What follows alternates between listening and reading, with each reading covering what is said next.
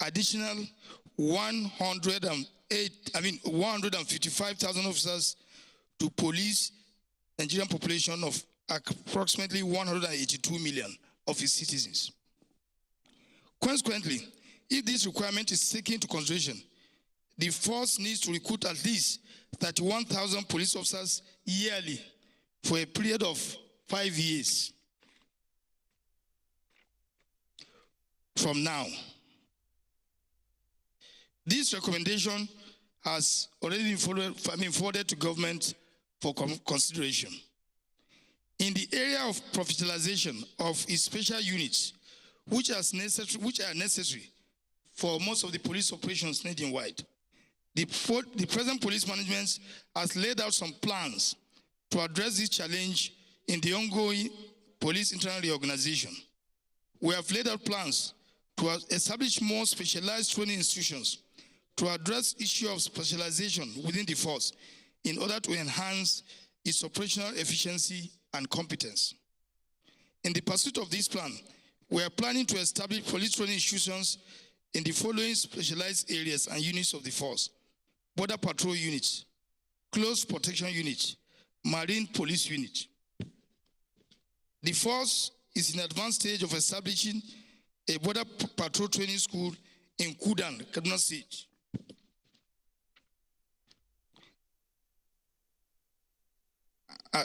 The domination of creeds,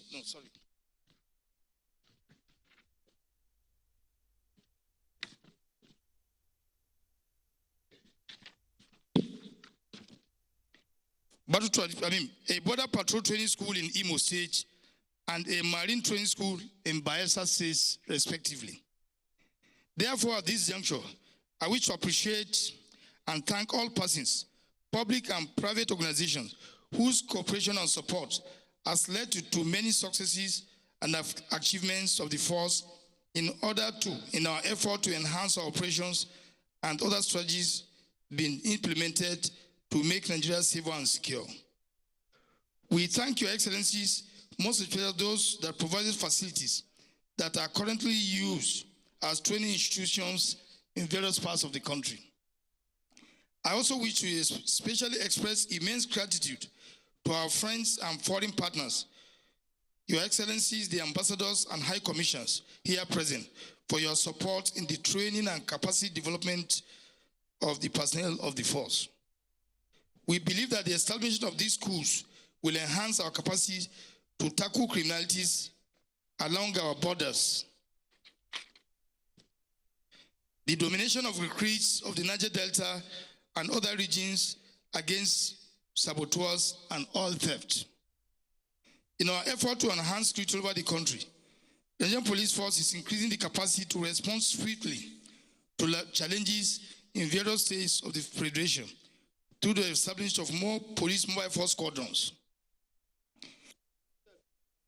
The support of the state governments who donated facilities for the use of the force as operational basis for our special needs. So far, 7 additional police mobile force squadrons have been established in the following states: Osun State, Ilesha; Ogun State, Nsukka; Taraba State, Takum; Niger State, Kwantagora; Plateau State, Shandam; and Kaduna State, Kafanchan; and Ogun State, Awa Ijebu. To further strengthen the capacity and the quick response status of the police mobile force squadrons nationwide, the deployment of police mobile force personnel for close position duties to VIPs has been banned. We have therefore established a school to train close protection units personnel in order to enhance their capacity, and also the plan to establish more close protection bases in all states of Federation has been concluded. We therefore thank all state governors that provided facilities for the use as bases for our special protection units nationwide, and also solicit to those who are yet to do so to support us with same in their individual states accordingly.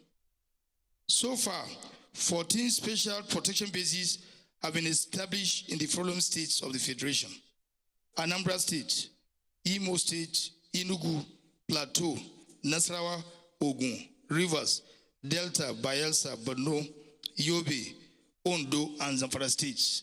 Each one will establish a close position units in this state. We also wish to solicit for the other remaining state governments to follow up and make available facilities in their states for the establishment of new close position bases in their state. This will go a long way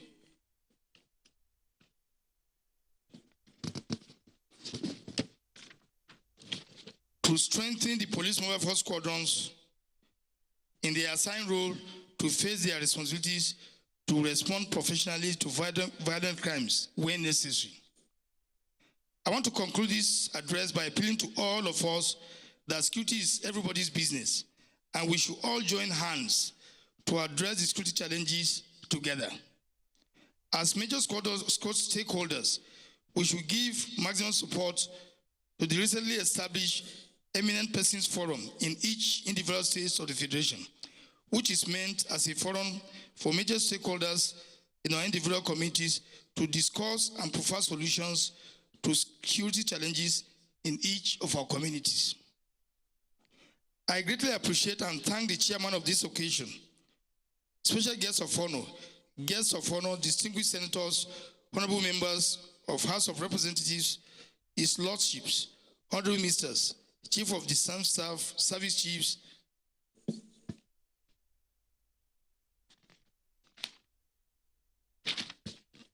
and members of the Police Service Commission, my senior colleagues, retired inspector generals of police and their deputies, heads of other sister security and safety agencies, members of the police management team, senior police officers, and that of other services serving and retired, other government functionaries, our royal fathers, and other traditional rulers, religious leaders, members of the organized private sector, captains of industries, leaders of herdsmen and farmers associations, resource persons and intellectuals, police officers' welfare association, defense wives association, NAOA, NAFOA, NOAA, and wives of head of other security and safety agencies, other women and youth group present, opinion leaders, other stakeholders, and gentlemen of the press for attending today's occasion. Once again, I thank you all for attention and wish you fruitful deliberations in your various plenary sessions. And God bless all of us. Thank you. Thank you very much. The 19th Indigenous Inspector General of Police, Sir Idris Ibrahim Botun, NPN, MNI, telling us where the police is and how we as citizens can engage. A Marine training school, a Border Patrol training school, closer collaborations with state governments, offering facilities, expanding trainings, diversifying, growing, developing, improving the police. Obviously, telling all of us that the Nigeria Police Force is being repositioned to be more responsive to our security issues. Another round of applause for him, please. You will forgive me and my co-anchors. We will race through some of the names we have here because we do have serious business ahead of us. And we apologize that we wouldn't be able to take the whole time recognizing each and every individual. So a few names we have here, we will race through them, and others that may come along as we progress in this event, we will recognize them. I would like to quickly recognize the POA president, POA, standing for Police Officers' Wives Association, in the person of Princess, Barrister Princess Asamau Ibrahim Idris Ndayako. A round of applause for her, please. A Nigerian security consultancy, SBM intelligence report in 2016 said about 2,000 lives were lost from attacks and reprisals by farmers and herders, and from community clashes alone. The conflict always arises. Farmers accuse the herders of failing to control their cattle, resulting to crop damages, while the herders accuse farmers of encroaching on cattle routes and stealing their livestock. What is responsible for the continuous clashes between farmers and herders? How can the issue be addressed? We should do what to ensure harmonious coexistence between these two groups. There are important roles in the attainment of food security in Nigeria. These are some of the issues. This August gathering. These are some of the issues this August gathering will be looking at with a view to addressing and preferring solutions. Traditional rulers are not left out. His Royal Majesty Oba Professor Victor Folagbade Olateru Ologbegi, the Olowo of Owo Kingdom. A round of applause for them, please. We would like to quickly get into goodwill messages, and we have streamlined them to about 5 for now, and we crave the indulgence of the speakers to keep it at 2 minutes. We'll give you extra rounds of applause if you actually make it in less than 2 minutes. So to set this rolling, we would like to invite to the podium Chairman of Leadership Newspaper, who would like to call the leader of Leadership Newspapers, the Kakakinupe, Mr. Solomon Nda Isaiah. A round of applause for him as he walks to the podium. We would also be hearing from His Imperial Majesty, Oba Dr. Ade Eniton Ogunsi, the Ooni of Ife, and His Eminence, the Sultan of Sokoto, as well as the Governor of Benue State.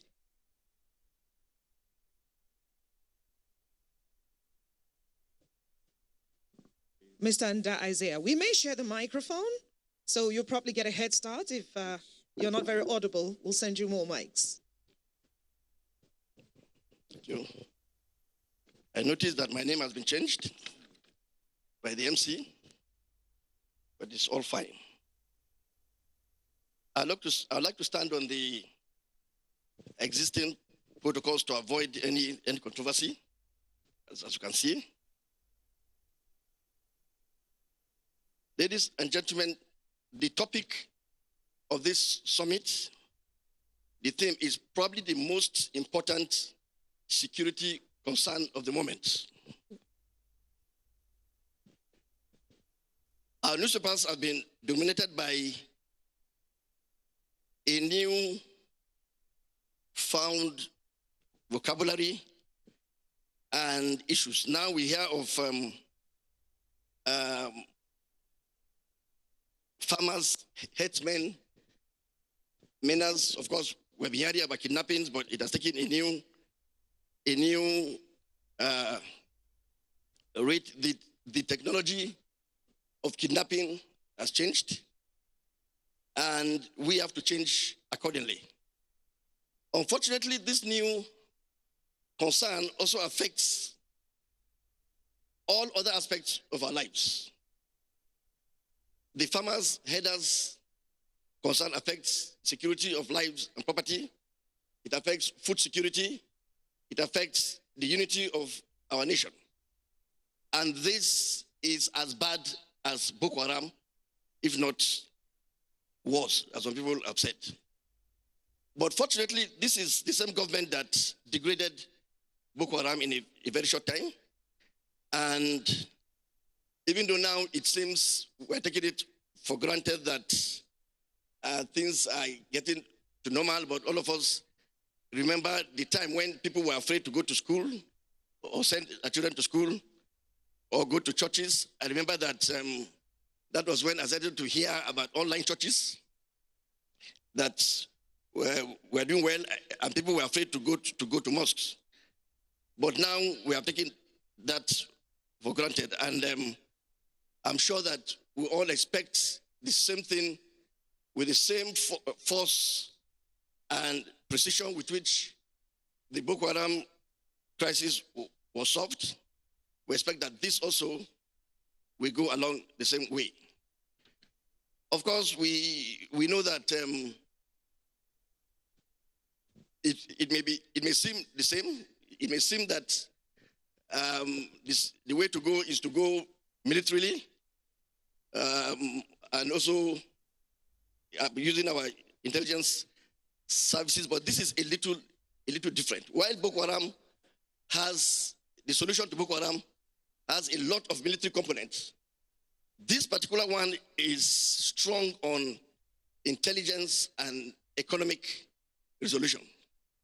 And that is why it requires a new approach. And like this government has promised us that there are going to be ranches all over the country, and a movement of cattle will be curtailed. I think it's about time to start that right away. And I would like to commend the ministers of Interior, who is the chairman of this occasion, and the Agric Minister for coming up with the concept of agro rangers, which they are going to deploy to protect farms and farmers, because as you all know, our farms have all been abandoned, and that is very dangerous. Ladies and gentlemen, I think this is a very important summit, and we should all pay attention. Fortunately, our traditional rulers are here, and the high table is people with generals, including our traditional rulers. So we expect that this will be the final solution to this problem. Thank you very much.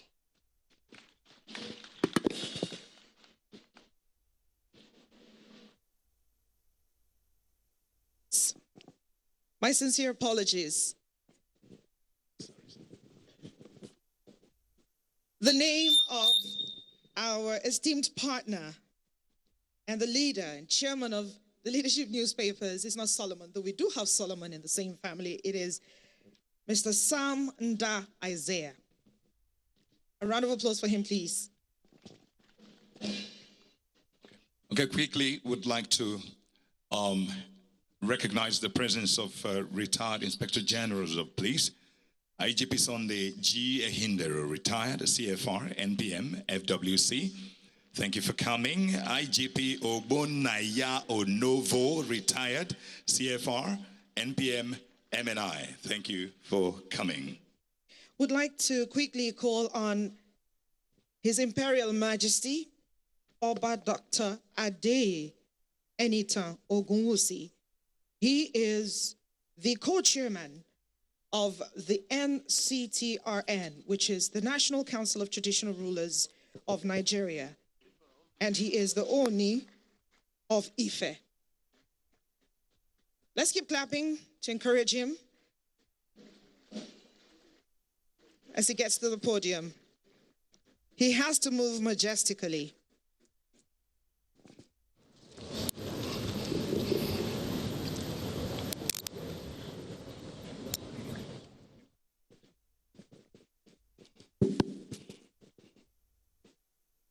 Your Excellency, the President of our dear nation, President Muhammadu Buhari, ably represented by the Minister of Interior, the Inspector General of Police, all the executive governors here present, all the security agencies, our royal fathers, cut across the entire country. Ladies and gentlemen, I welcome you all to this very sensitive summit in our dear nation. Please, I want to stand on all other existing protocols because of time, but I have a different spin to the security issues in our dear country. We are all concerned about security issues in this country. I think we should pay more important, particular attention to investing in morals, very strong moral values. We should invest in equity. We should invest more in the strength of our diversity. If we focus more on those critical issues in our their country, the menace and all the security challenges we are having will not be this much. We should ask ourselves this question: why are people grieved? Why are they frustrated? Why are they going out of the confines of the law to engage in some certain things? Are we all just? Are we fair in our dealings across board as a country? Are we taking sides? Why are the other parties grieved? These are critical issues we should all look at in this country. If we focus more on all these fundamental issues, we will not have all the issues we're having right now. If we invest more in our diversity, which is our greatest strength, across the entire country, the most populous black nation in the world, that we should know that our diversity is our greatest strength. Security matters are very sensitive. We all know that. But how are we investing and impacting moral values even in our domestic homes, in our children, in our domestic workers, the place of work, each and everybody you are having dealings with, people in the market, you that you have been placed very highly and you are responsible to the society and to your country as a whole? How well are you impacting morals? Because whatever position you are, at some point you will leave. How well are you selfless in your approach? All those bits and pieces usually add up to the entire reasoning, ways and manners that a society will be formed. And overall, how a country will be developed. Look at our country. Over 70% of the entire population are the youth. If you look at the category of criminality in this country, you will rarely find anybody above 70 years old. They are within the age of 18 and about 45 to 50. Why are they all engaging in all these nefarious activities? How well are we discharging our responsibilities very well? How well are we all giving back to the society? We should ask ourselves all these questions so that this problem will not keep piling up one after the other. Ladies and gentlemen, security issues across this country, the depth and the development of it for us to have a better society depends on you and I. Once again, you are all welcome for this beautiful summit in this country. God bless you all. Thank you. Thank you, sir. The Ooni of Ife charging us to invest in our diversity, promote good morals, charging us to reappraise our morals and how well are we giving back to the society and how well we as individuals are impacting on our society.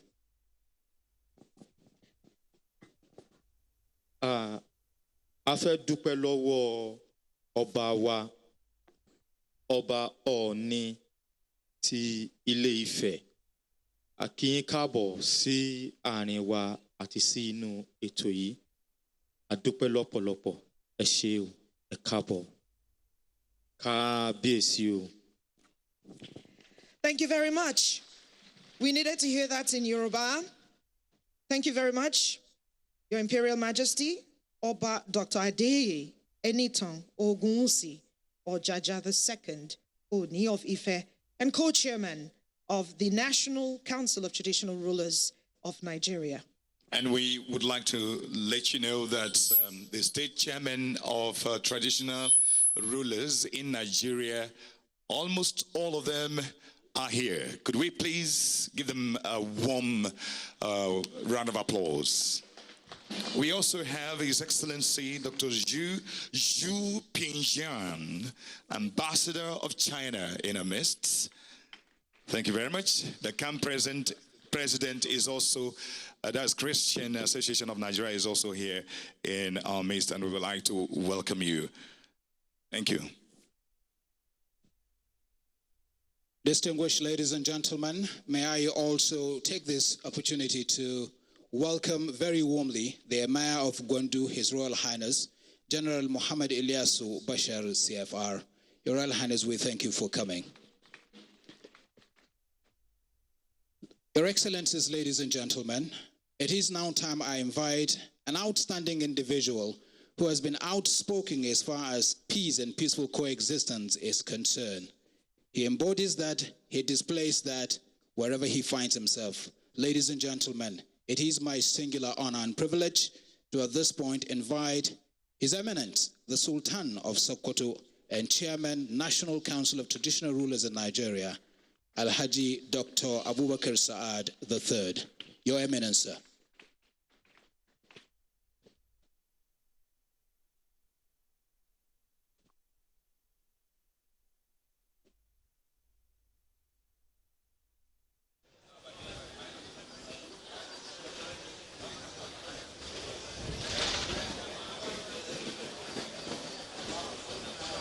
أعوذ بالله من الشيطان الرجيم بسم الله الرحمن الرحيم وصلى الله على النبي الكريم.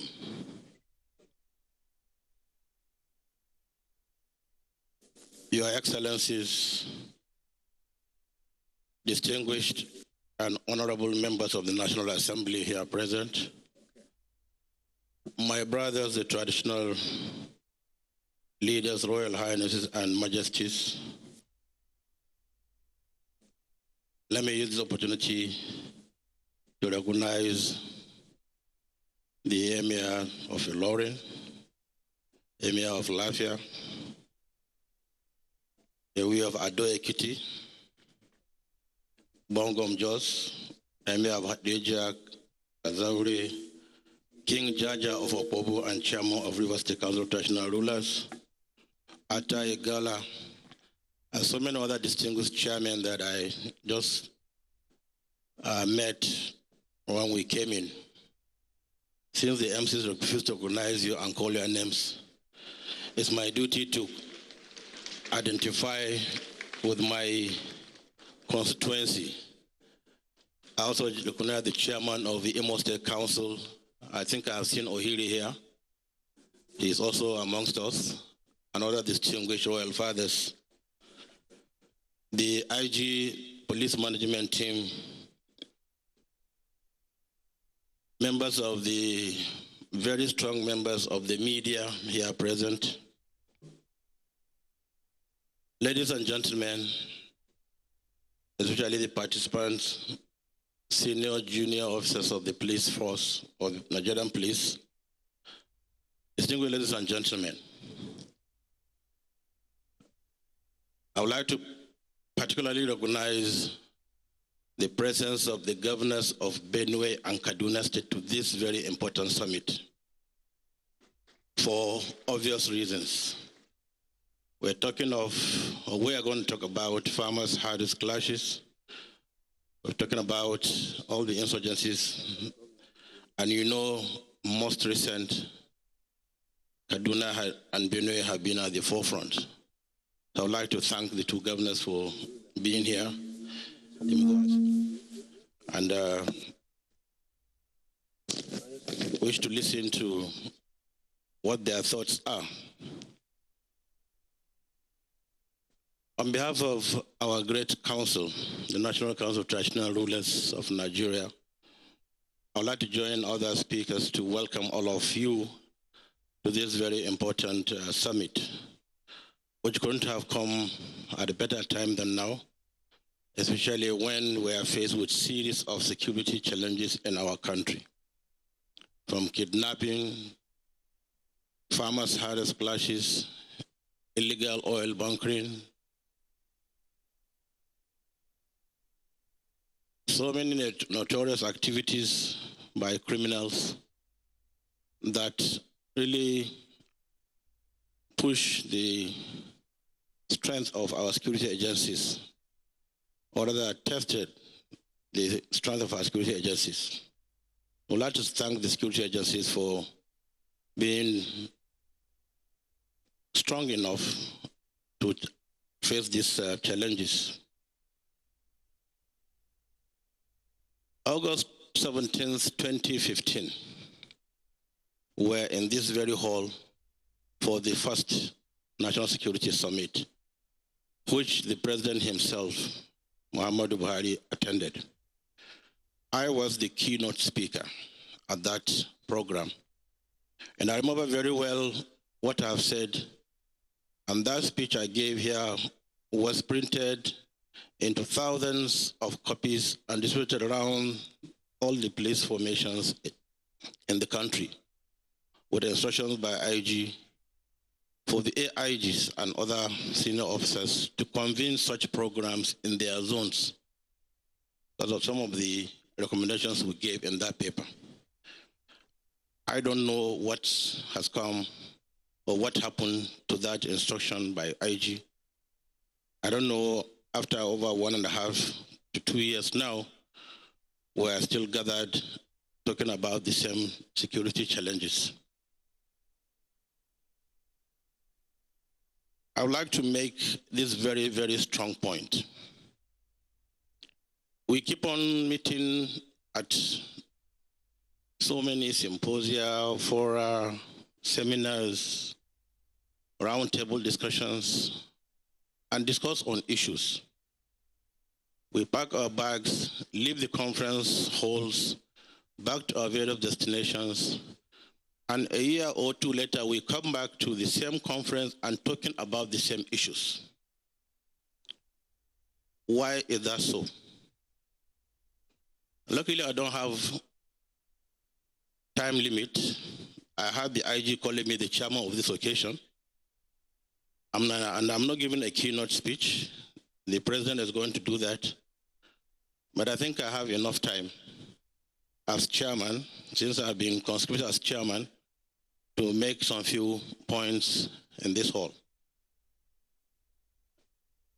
We are never short of recommendations to solutions of our problems in our daily lives in this country. We are never short of such recommendations. In fact, we have so many that if we are committed, honest, disciplined, sincere, patriotic, we wouldn't have been sitting here again talking about these security challenges that we've been facing for decades.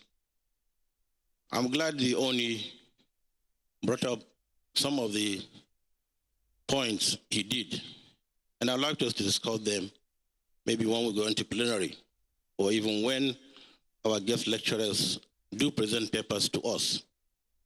But it's important for us to know we must be very honest with ourselves. And I would like to thank the IG for convening this summit once again, though it's been postponed series of times, but we all believe God's time is the best. This is the time God said we would meet for this program. And all the inconveniences some of you suffered due to postponements are not intentional or intended upon you, but I believe it's worth it that we are back once more. let's have this as one forum that will take decisions and go back to our various places and implement those decisions. Our problem is implementations of decisions we have taken, either due to dishonesty, due to lack of seriousness, due to selfishness on our parts. Because when an issue affects your brother of ethnic stock or religious background, you turn your face away. A criminal is a criminal, whoever that person is. If we can put our hands together to fish out criminals amongst us, because we know some of them, but some of us as traditional leaders, we don't have any authority to send them to jail. And that's why it's important for us to work hand in hand with the security agencies to bring peace and stability to our country. We must be honest enough to tell ourselves the home truth. If we don't tell ourselves the truth, we will live here, go back to our places, and live in delusion, thinking that we have had a summit here.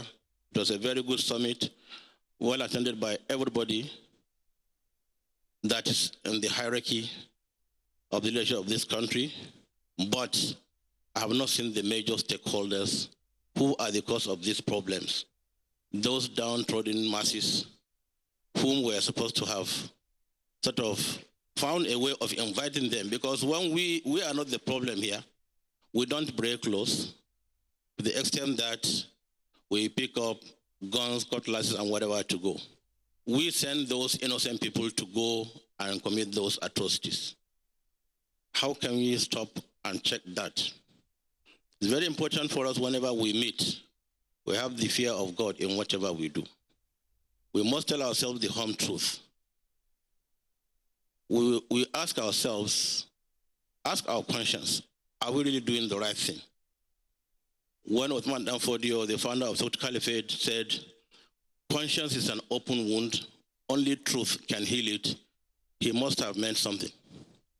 Are we telling ourselves the home truth? Or like I've said, we hide behind ethnic, religious leanings and allow criminals to do whatever they want to do. I would like to suggest to all of us, those of us listening on through the media, and those of us here, let's take this message home, that national security must be placed above individual liberty.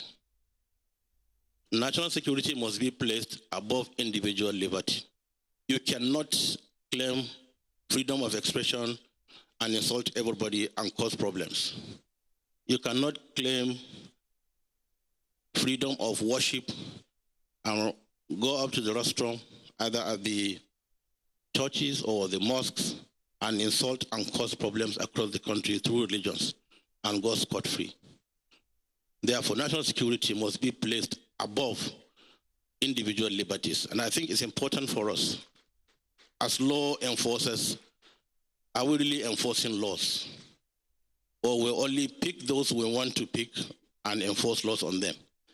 When you are enforcing laws, you must enforce laws across the board without fear or favor. That's what all of you in uniform, anyway, I was once in uniform like you, what we have sworn to do. Are we doing just that? So I think it's important for us, as we meet and discuss some of these issues, we tell ourselves the home truth. I would like to make a point here, which I think also, I believe is very, very necessary.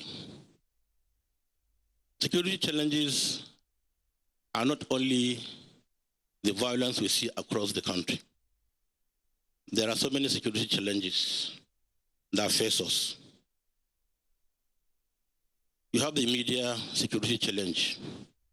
We all know what the social media is nowadays across the world. The type of information they send across the world, whether true or false, how do security agencies check this to make sure that some of those people who send false information out are really dealt with? I'm not saying the press should be gagged. You cannot gag the press. They must be allowed to do their job. But the press too should have that patriotic zeal in them to send the truth out, let people know what it is. Social media, electronic, print media, you have a very big role to play in also providing security in our country. Another security threat is the intolerance of our political leaders across the board. When people of the same party, for example, don't see eye to eye, and they have followership in hundreds of thousands, if not millions, that is a security challenge, which you must look into as the Nigerian police, because the responsibility of the police is the internal security of this country. Luckily, the Minister of Interior is here, a former Chief Army Staff who knows how to use weapons, military might. Now you are in your big Agbada, and you are now dealing with civilians. I think it's important for us to see how do our political leaders play ball according to the rules of the game. You all know what I mean when I say even political leaders of the same party don't see eye to eye. There are problems. What's the role of the judiciary when it comes to such issues? Do you send somebody to jail for a couple of days just because the senior political leader wanted him there, or that's the law? Do we accept instructions, or we take instructions from some political leaders and refuse other instructions from some other political leaders? What is the role of the Nigerian police in being apolitical? What are the members of the police supposed to do when it comes to dealing with security challenges? If you belong to the government and you commit criminal activities, are you allowed to go scot-free? If you are in the opposition, you commit criminal activities, you are picked up.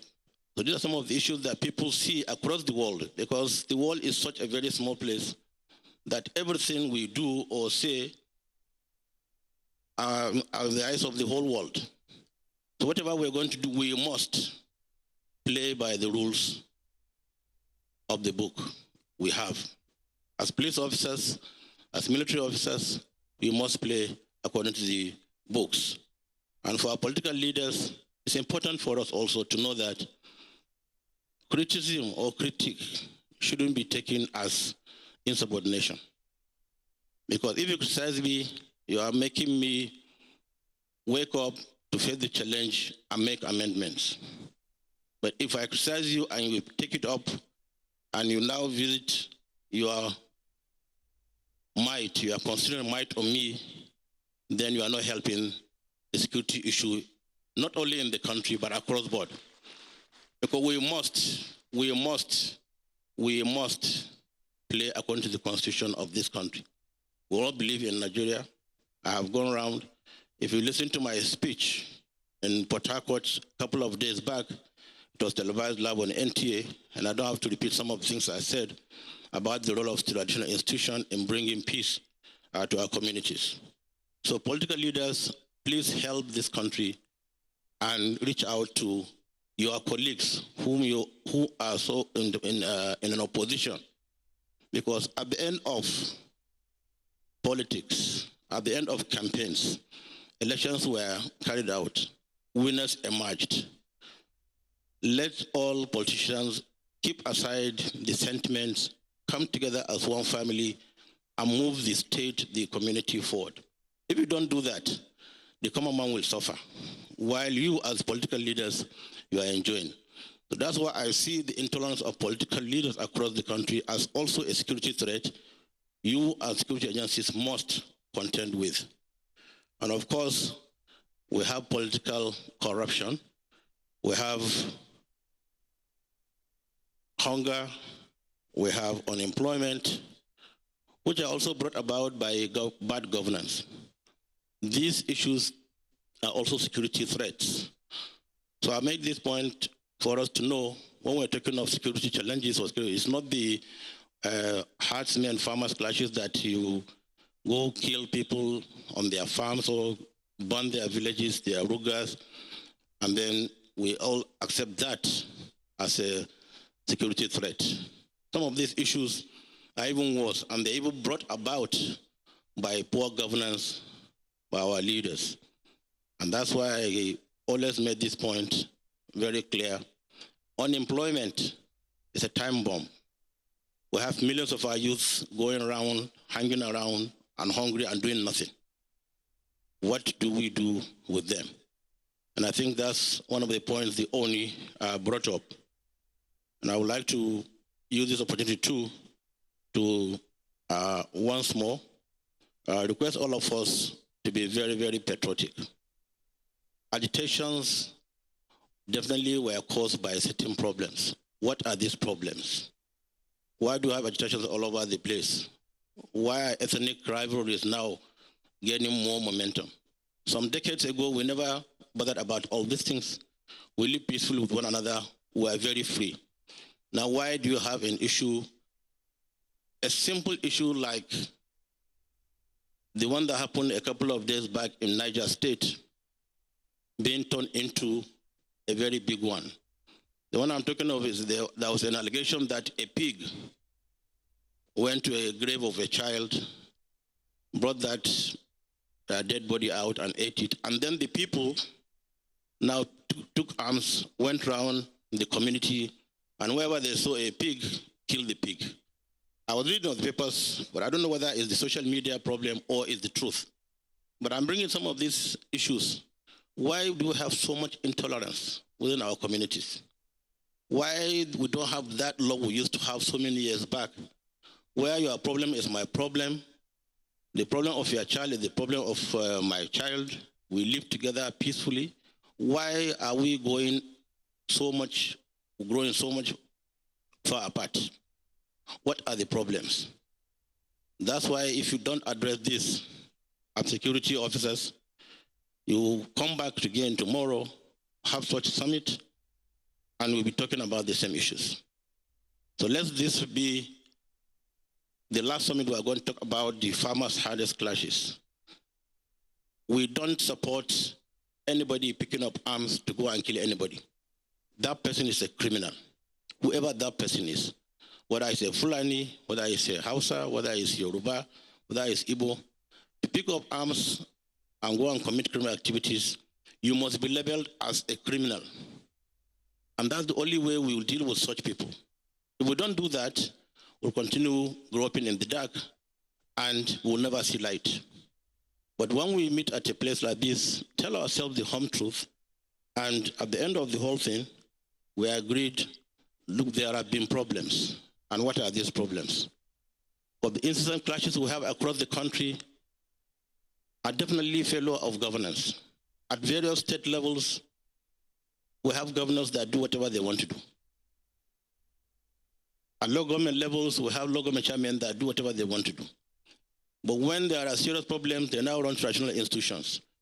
We are not bothered about that because we are always ready at any time of the day to work for the peace and stability of our country and of our communities. Whether we're taken along or not, if we're approached at the last minute, we will play along because we know the importance of this institution. Like I said in Port Harcourt, this institution had been in place for centuries before Nigeria came into being. So it's not that we are short of the ways and manner we deal with our fellow human beings. We know how to do so. But because of the constant changes across the board, you find that the Constitution of the Federal Republic is supreme, we respect it, and we believe things must turn around for the better for this country. And finally, I'd like to, as I have said,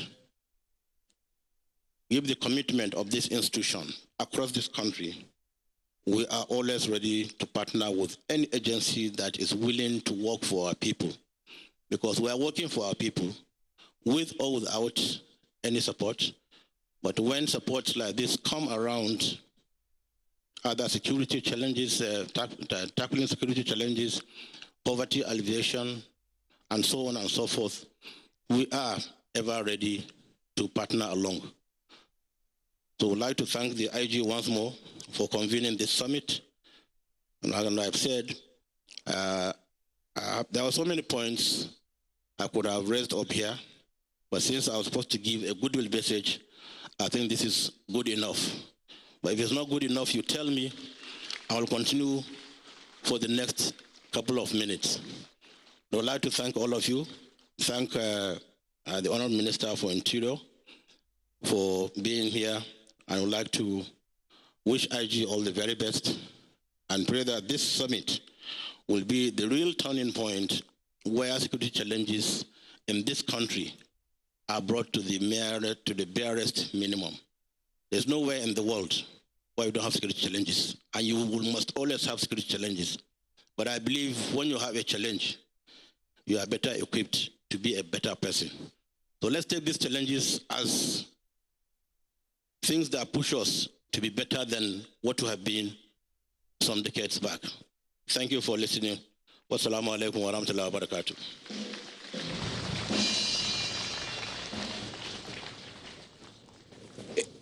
Is this goodwill message good enough? Is this goodwill message good enough? His Eminence, the Sultan of Sokoto, never known to shy away from saying the truth as it is. He has spoken to several issues that confront Nigeria as a nation, both social and political, and also raised very valid questions here. Of importance is the fact that he desires, and I'm sure by extension, all other traditional rulers and security chiefs gathered here, that this be the last security summit we would have. Is that also adopted here? At least in terms of implementation. There will be several others, but he says there is no point coming back to discuss issues over and over again.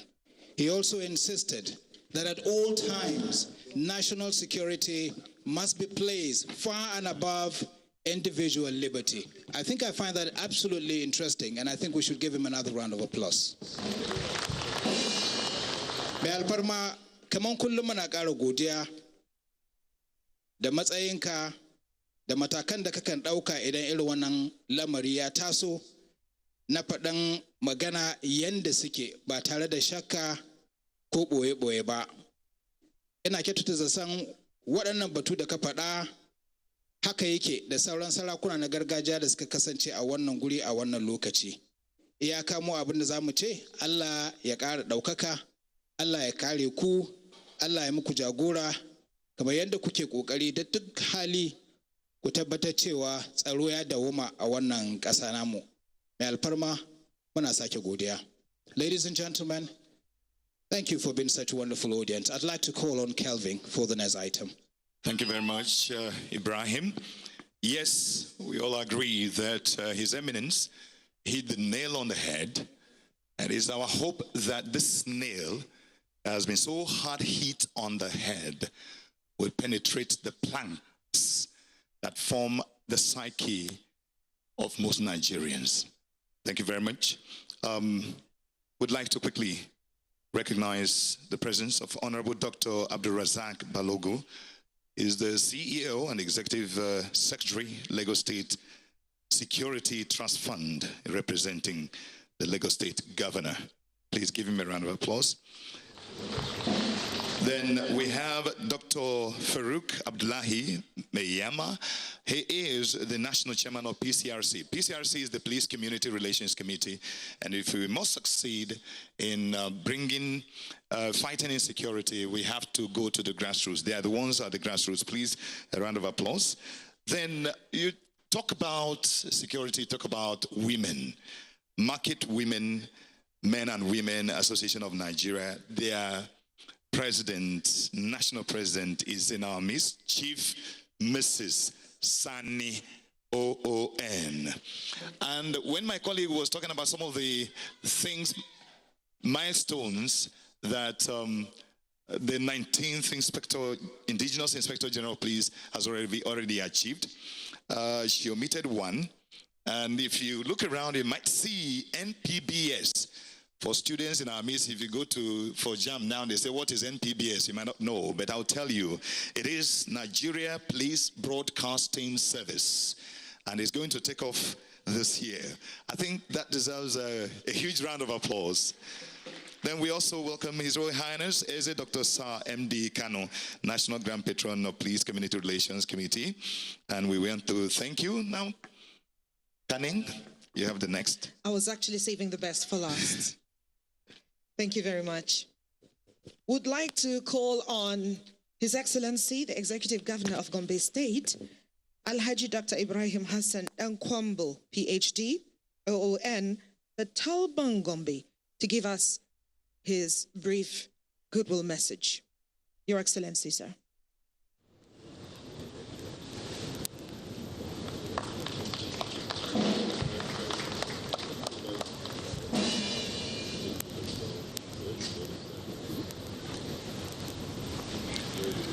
أعوذ بالله من الشيطان الرجيم بسم الله الرحمن الرحيم وصلى الله على سيد المرسلين.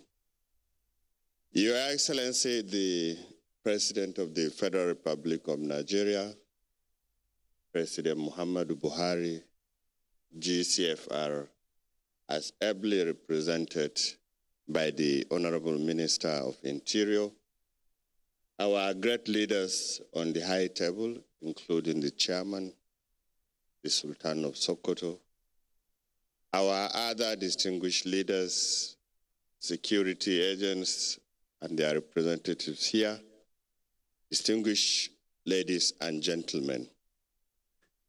I will also want to join in congratulating the Nigerian police, the leadership newspaper, in once again organizing this very timely conference where issues of national interest are discussed. Most importantly, to congratulate them for the annual way in which they organize this event. And I want to also thank them most sincerely for choosing a topic that is timely and very apt: herdsmen, farmers, kidnapping, and other related crimes. And if you look critically, these are crimes or criminalities that are associated with the economy. And as the economy is being looked into and prosperity of our people is being addressed, I'm sure it will go a long way in addressing the problems. As state governor or as state governors and stakeholders in security of our people, we assure the organizers of this event that we will participate fully and wait for the outcome of these deliberations so that we will go back and design ways to implement the recommendations. But most importantly also is to say, in my domain in Gombe State, we have worked very closely in the past with the security agencies to develop templates which we will make available at this conference. I also encourage my other colleagues to send representatives or to be here personally to ensure that we clearly understand the needs, the requirement of what our security agents are and how we will move them forward. I and Gombe State support the first line charge or funding of the Nigerian police. I and Gombe State support the increased welfare of Nigerian police, their families, and other agencies. And we will push to ensure that also this happens. Once again, we are very grateful to be part of this annual event, and we wish all participating people or stakeholders a very fruitful deliberation. Thank you.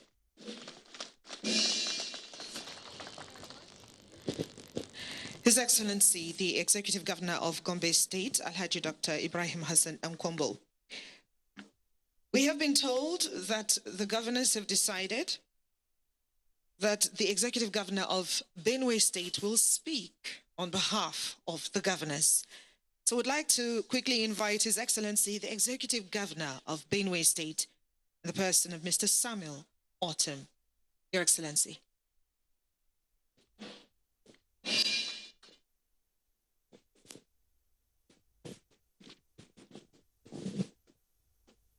Your Excellency, Mr. President, Chairman of the occasion, our royal fathers, distinguished ladies and gentlemen.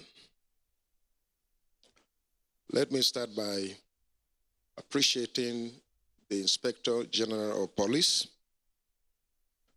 the man with a passion for the security of this country. As governor, I know that time has never been my friend. When to sleep, when to wake up, and when to do other things. But as a man in charge of security, his responsibility is small. So I appreciate him for bringing us together to find ways of providing security for lives and property, which is the primary responsibility of any responsible government. I think it's coming at the right time, and we appreciate this. And I believe that the outcome of this summit will go a long way to provide solution to the security problems of this country. I was local government chairman in 1991 to 93. And one day, one of my HOD was accused of improductivity. When I invited him, he told me that, look, I completed my secondary education, I did my NEC, I did my degree program, and I did masters. So what else? Today, as I sat down reflecting and looking at the personalities that I hear, I believe that this summit has the capacity of finding solution to the problems of security, because there is no one that is out. Mr. President is here, our royal fathers are here, the security men are here, we politicians were here. And so, what else? All that are required to be here were all here. So, I believe that at the end, a solution must be found. And this time around, because of the sensitivity of the security problems in the country today, I believe that we will not just leave the thoughts after leaving this summit. Like my colleague said, we will definitely join the federal government, the local government, and the security agencies to ensure that we implement the resolutions coming out of this meeting. Let me say that we talk about the issue of kidnapping, other criminal activities, herdsmen, and farmers' clashes. But since I have this opportunity, let me try to briefly give some thoughts about the issue of herdsmen and farmers, which I'm one of the states that is most affected because of the green belt in my own state. It is a very big challenge. And recently, the Benue State House of Assembly passed a bill to ban open grazing and to allow room for ranching. The idea is not to send any herdsman out of Benue, but to restrict herdsmen from destroying farm crops. Benue State is an agrarian state, the food basket of the nation, and we don't have industries. We have no other means of livelihood. What we have is farming. So it becomes very taxing to join open grazing and farming together. Like we have always said, when cattle routes and grazing areas were designed in the 50s in Nigeria, the total population of Nigeria was less than 40 million. Today, by 2012 projection, we're over 170 million.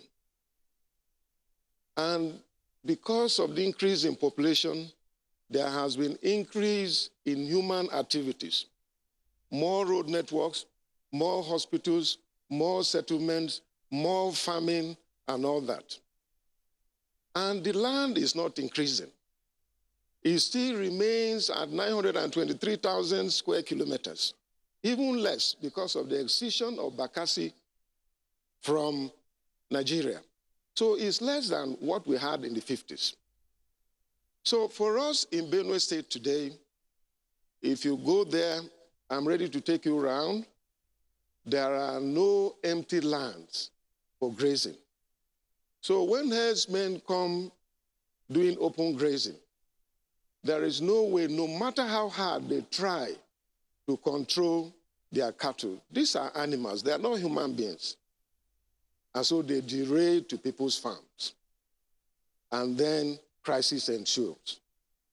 And we've been having attacks from both sides, from farmers, from herdsmen. And we have not rested since I came on board. It is something that requires us to look at it deeply. And I appreciate our traditional fathers. For we leaders especially, we must lead with the fear of God. And if we're leading with the fear of God, it must translate to equity, fairness, justice, transparency, accountability, selflessness, integrity, discipline. And all that, all those core values must be in place so that our people down the line can also have confidence. If we apply this thing with the fear of God, the issue of corruption that we talk about in Nigeria will not be there. Most of these criminal activities will not be there because it will be, there will be enough for all these youths that are perpetuating this crime to take care of themselves. So honestly, I want to propose that while Nigeria is also growing and trying to rank with other countries of the world, we've also practiced what is done to bring peace in other countries. Today, we are practicing the presidential system of government in Nigeria, which we borrowed from America. Why can't we borrow ranching, which is done in America? Why can't we do it? Because that is the global best practice. Today, in Europe, in America, in Asia, and all developing countries, what you see for breeding of cattle is ranching. Even on African soil. I happened to go to Swaziland.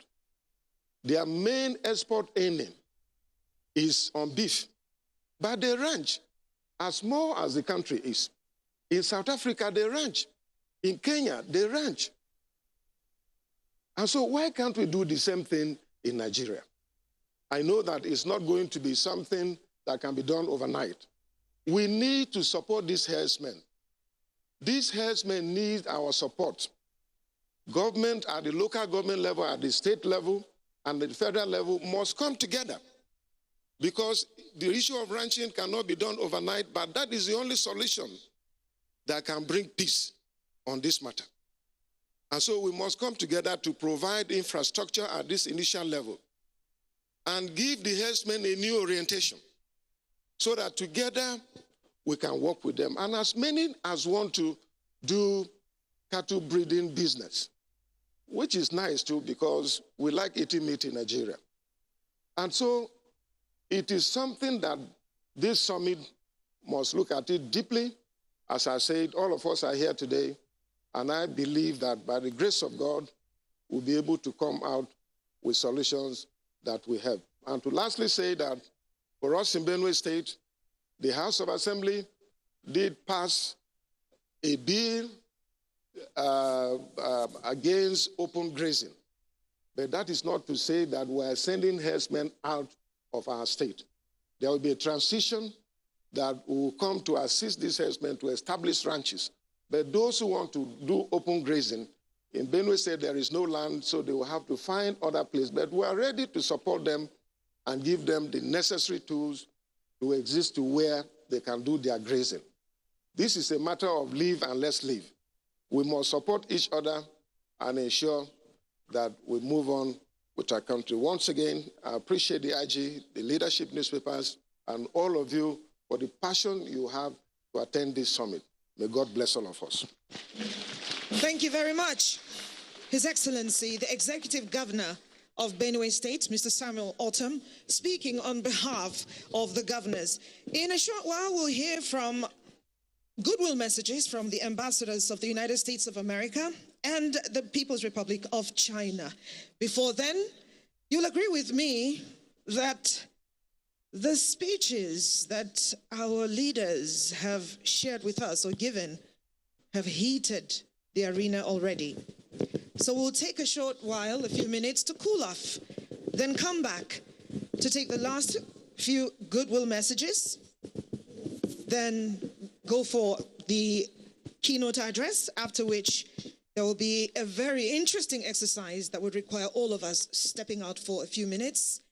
And we're all anxious to get back to plenary so that we hear the strategies towards curbing crimes in Nigeria. So we'd like to, at this point, invite the Performing Arts Department of the National Council of Arts and Culture, Abuja, to give us a rendition they call Nigeria, My Country. If you're ready. And we would like to crave the indulgence of our media colleagues to probably move the tripods back a little, just a little, for this performance. My colleague says the paparazzi. Well, this has a positive connotation. Nigeria, My Country, by the Performing Arts Department, National Council for Arts and Culture, Abuja. Thank you. A round of applause.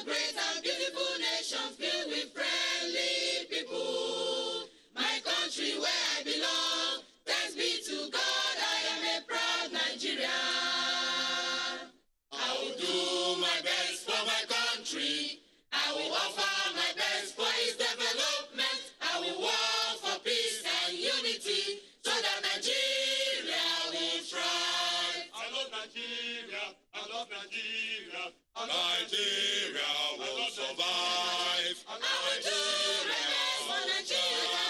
I will do the best for my country. I will do the best for its progress. I will work for peace and unity so that Nigeria will thrive. So that Nigeria will thrive. God keep us together. Keep us together. God keep us together. Together. Keep us together. Keep us together. Keep us together. I love Nigeria, my country. I love my country. Love my country. I love my country. My beautiful home. A great home. Rich home. Wonderful place, a great country. I love you so.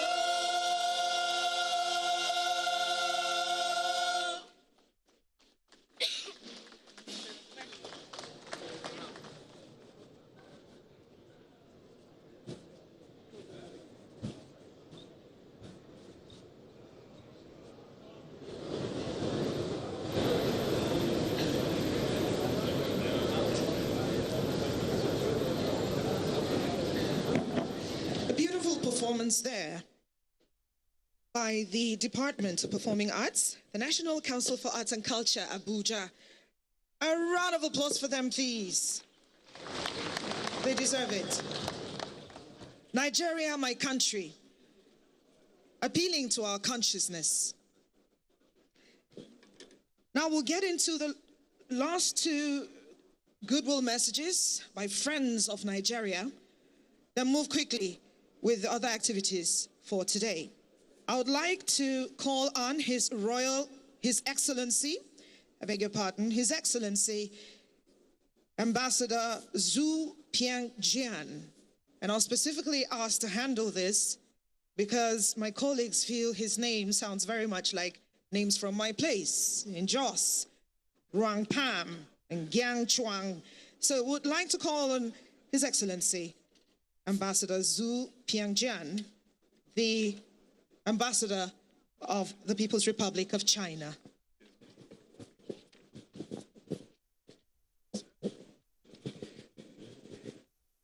Your Excellencies, distinguished delegates, ladies and gentlemen, dear friends, it is my great honor to attend 2017 National Security Summit today.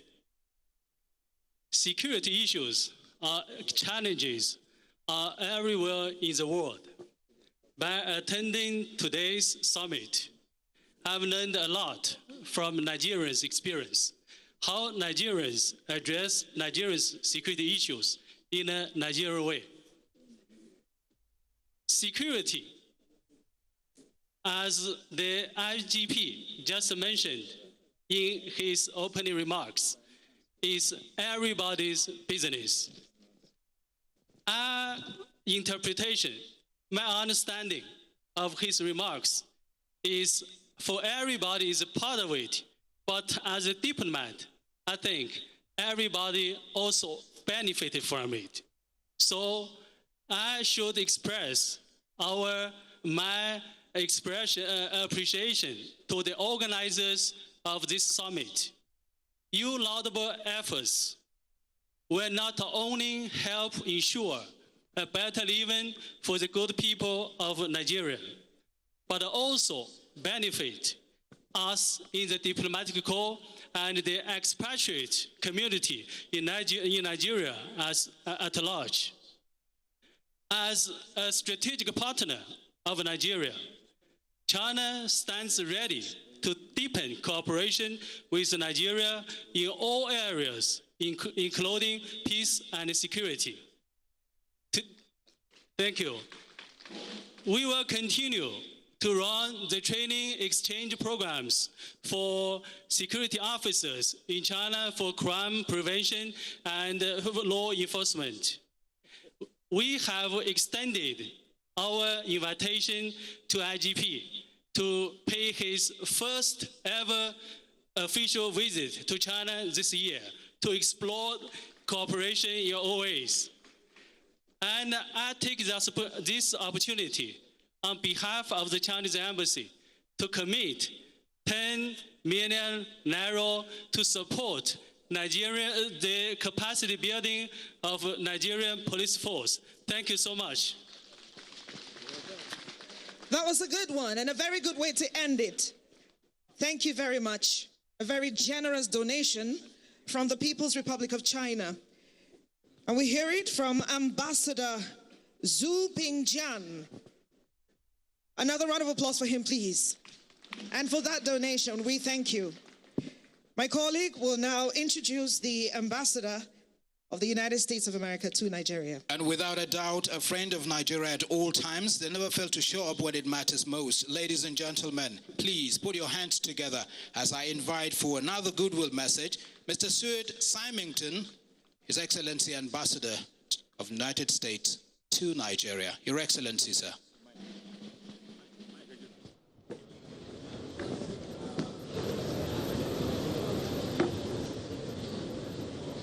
Mr. Chairman, leaders of Nigeria, I hate to turn my back to you, but I know that the people before you hold in their hands and in their hearts at this summit the answer to the question, how will Nigeria move forward together? There is, as the Ambassador of China said, there is no security for anyone that is not in the interest of everyone.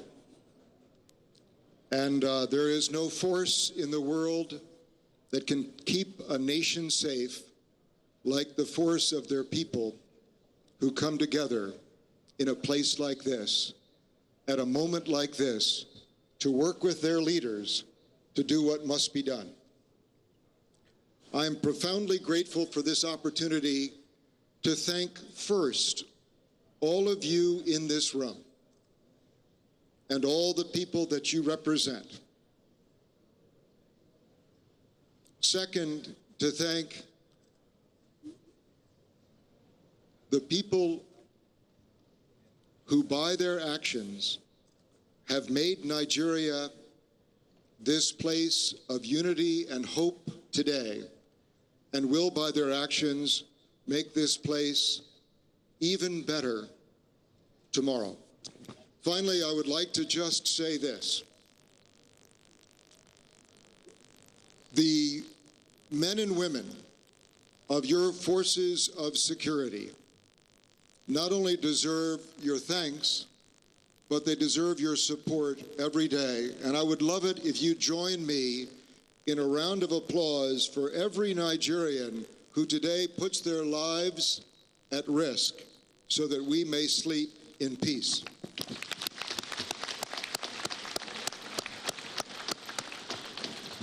And finally, I would just say one last thing. The nice thing about a summit is that it lifts you up so that you can see far in every direction. You can look back and see where Nigeria came from. You can look out and you can see where Nigeria is today.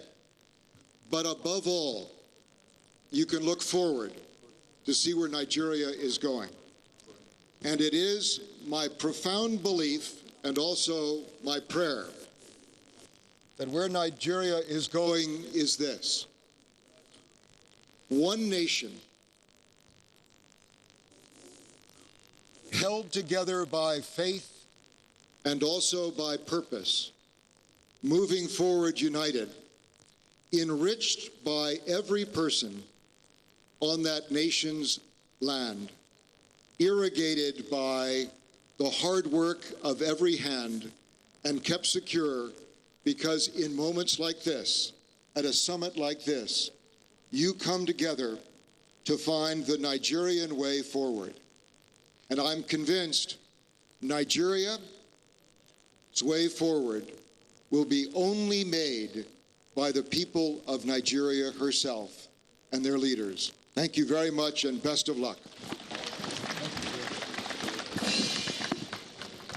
Your Excellency, Ambassador Symington, we thank you immensely for that contribution. In a short while, we'll be taking the address.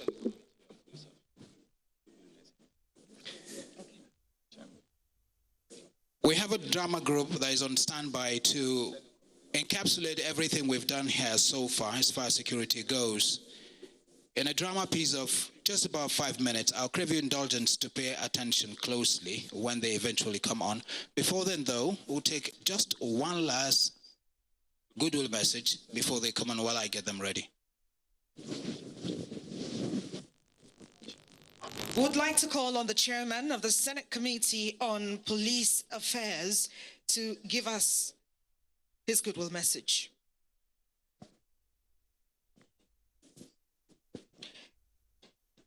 The American ambassador encouraging us to find a Nigerian solution to Nigerian problems, or Nigeria's security problems. The chairman, Senate Committee on Police Affairs. Your Excellency, Mr. President, ably represented by the Minister of Interior, the distinguished members of the high table, I stand with all the existing protocol.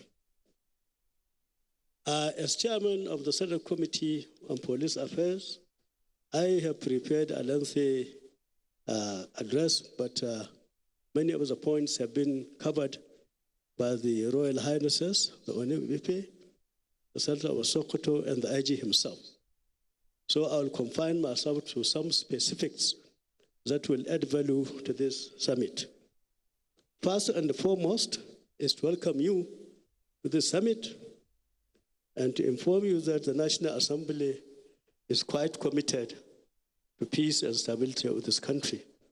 And our two committees of the police affairs of both the Senate and the House of Representatives are working hard to provide enabling laws that will improve the security and stability of this country.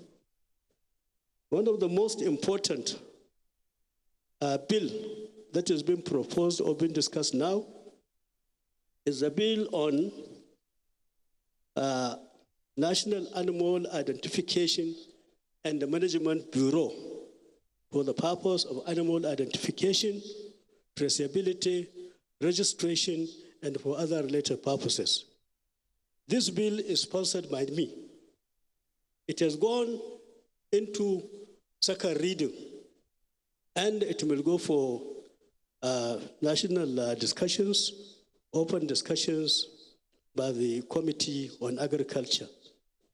As the name implies, this bill seeks to establish and maintain a technology-driven control and the registry for collecting and storing basic information on animals, particulars of animals, owners, prescribe and oversee the issues of distribution of animal identification devices, tags, or even microchips for the purpose of tracing and control movement of animals. When this bill becomes law, the issue of harder farmer clashes and the cattle rustling will be reduced to minimal. In addition, there's another bill that is going on now, which is again proposed by me, which is on Police Trust Fund. This bill, which may likely be taken as second reading next week, is sponsored to provide funding for the police apart from the budget. This independent source of funding will add value to the police and provide more revenue to the police for its day-to-day affairs. With these few remarks, on behalf of my colleague, the chairman of Police Committee of the House, and myself, and National Assembly in general, we wish you all fruitful and result-oriented deliberations.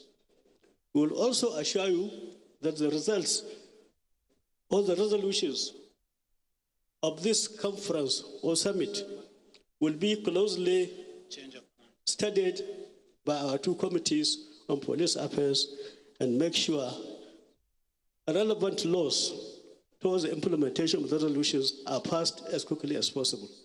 Thank you very much. Thanks a lot. Thank you very much, Senator Abu Ibrahim, the Senate Committee Chairman on Police Affairs. He's sponsoring a bill that has gone through its second reading that will trace and control the movement of animals across this country. That is much needed. I hear cattle rustling somewhere in the air and several other issues posing security threats to our great nation. And a bill on police trust fund, I believe this is worth commending and worth supporting. Let's give him another round of applause for these initiatives. Our population has increased between the 1960s and the 2000s by over 300%. And the governors, through their spokesperson, Governor Samuel Otom of Benue State, have made it clear that there is a competition for resource. And there's several other issues that our resource persons and speakers would bring up, but most importantly, share solutions, the strategies. What are they? And what are collective responsibilities? It is the 2017 National Security Summit. A round of applause to everyone for sitting for this long. Thank you very much. We have some bit of entertainment coming up right after we invite someone who is very familiar with this terrain, somebody whose name has been on our lips for the right reasons. The retired IG of Police, Inspector General of Police, Sir Mike Ohiro. He's a chairman of the Police Service Commission. We need to hear from him just for a few minutes, a few words. Then we'll get on with the program, with the entertainment. Sir Mike Ohiro, chairman, Police Service Commission, and retired IG, Inspector General of Police. A round of applause, please.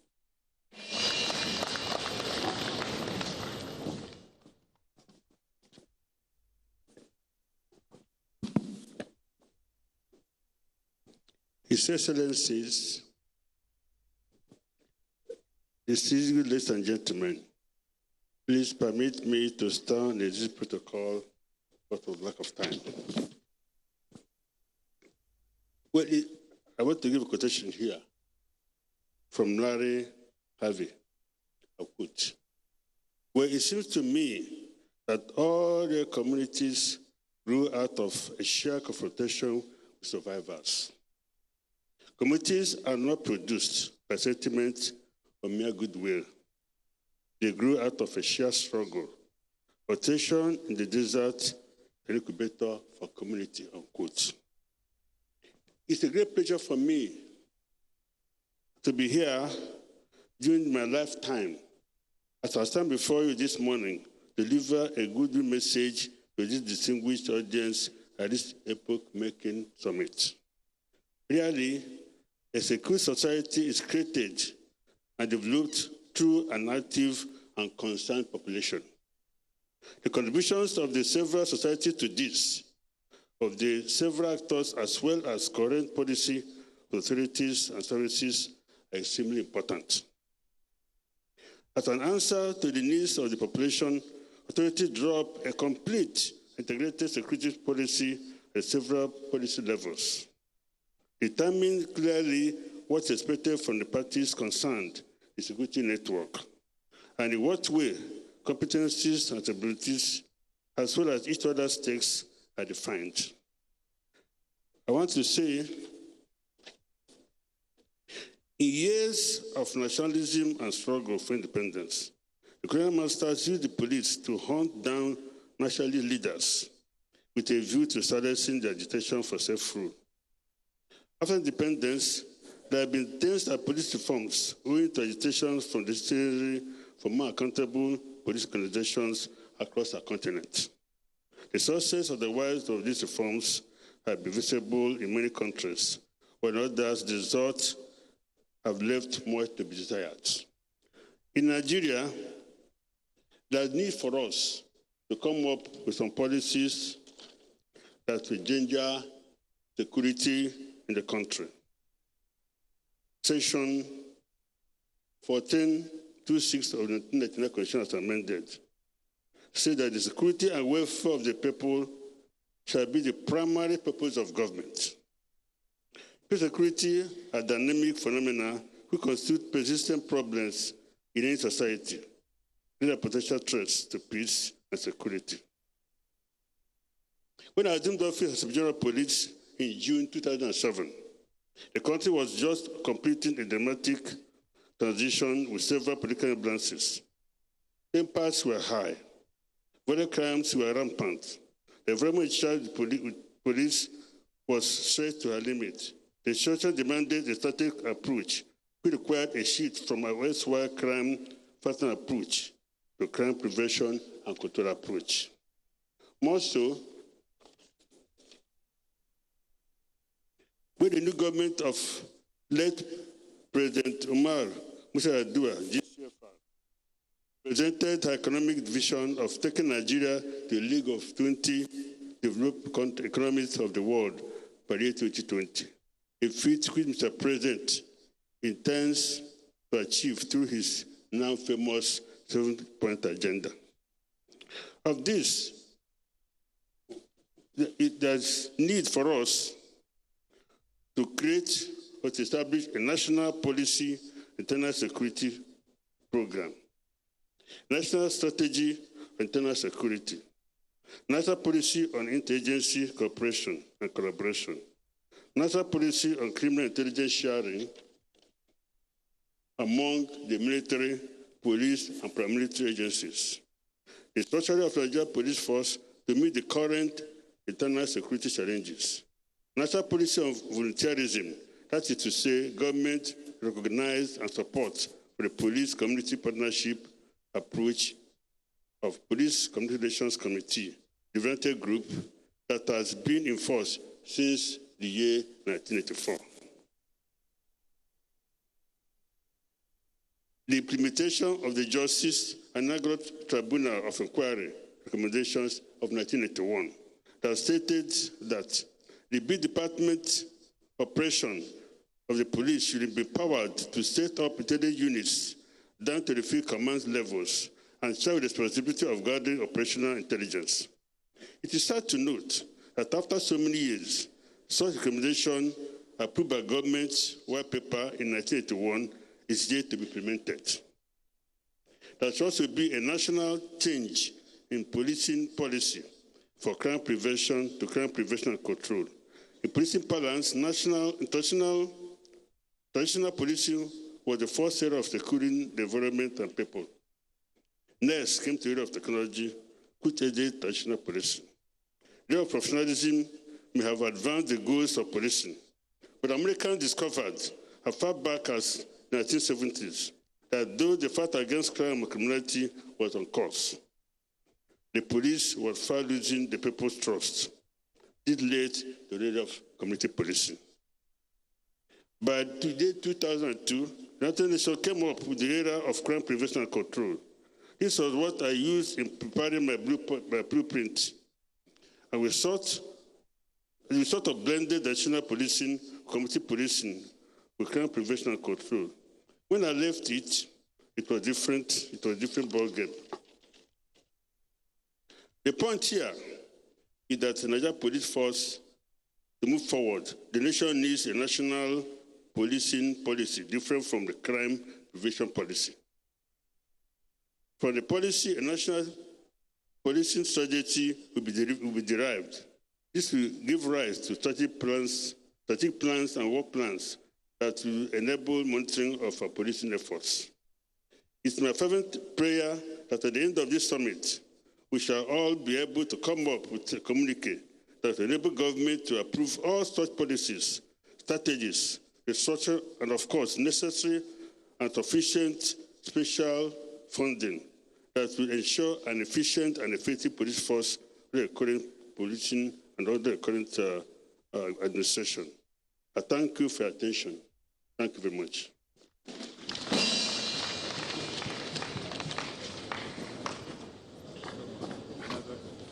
Another round of applause for IGP retired Mike Mbama Okiro, NPM, MNI, and the Chairman, Police Service Commission.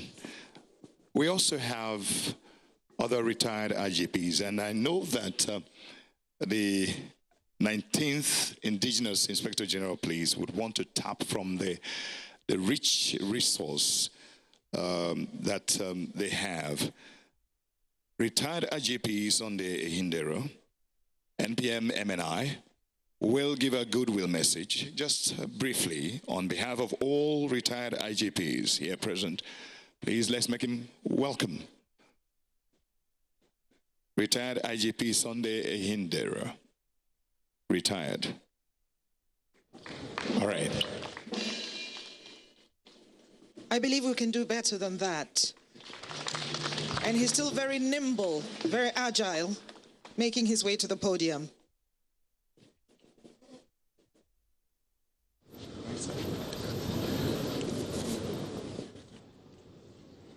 His Excellency, the President of this country, ably represented by the Minister of Interior.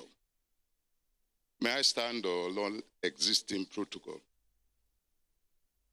I want to commend the IG for doing what we are not able to do in our time. He has taken the bull by the horn and addressed the contemporary challenges of our time. The ability of a policeman to survive in crisis is all about policemen. Challenges will all come at different times. During our time, it was armed robbery, and maybe the Mitasini crisis. But we have other challenges now. I'm happy that he has set up a mobile squadron that will look into the challenges of farmer herdsmen. But I think the major challenge that we'll be meeting is one of funding the squadron. When the first 5 squadrons were set up, they had barracks, they had accommodation. But these days we face challenges and devise strategies, but sometimes we lack the fund to back it. And that is why I want to commend the Senate for thinking of embarking and empowering the police by promulgating a bill that will enhance the fund of the police. In other words, the police trust fund. It is very important. We discuss in different fora. I think this will be an independent avenue of funding the police. So I want to commend you, and I want to urge, after the different sessions, that the recommendations of the different plenary session will be implemented after these discussions. Thank you very much. Well spoken. And of course, the IGPs retired, throwing their weight behind the Inspector General Police through IGP Sunday Hindero retired. And we will thank you for that speech. Your Excellency, distinguished ladies and gentlemen, the theme of this 2017 National Security Summit is forging partnerships for effective strategies to curb the menace of kidnapping, recurring farmers' herders clashes, and criminality in Nigeria. We have packaged a short drama that would demonstrate what our country, the challenges as far as security is concerned, confronting our dear nation, Nigeria. Please, let's welcome Kora Drama. A round of applause will inspire them, ladies and gentlemen.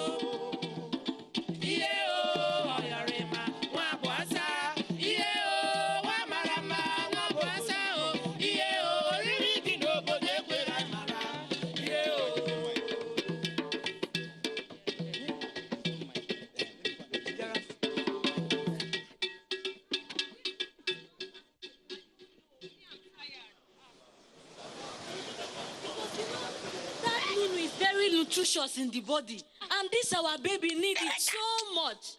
My sister, the last time I drank that no. If you see the way I slept, we'll wait for them here to do. I can hear them. Yeah, just go in there now. Okay. Yes.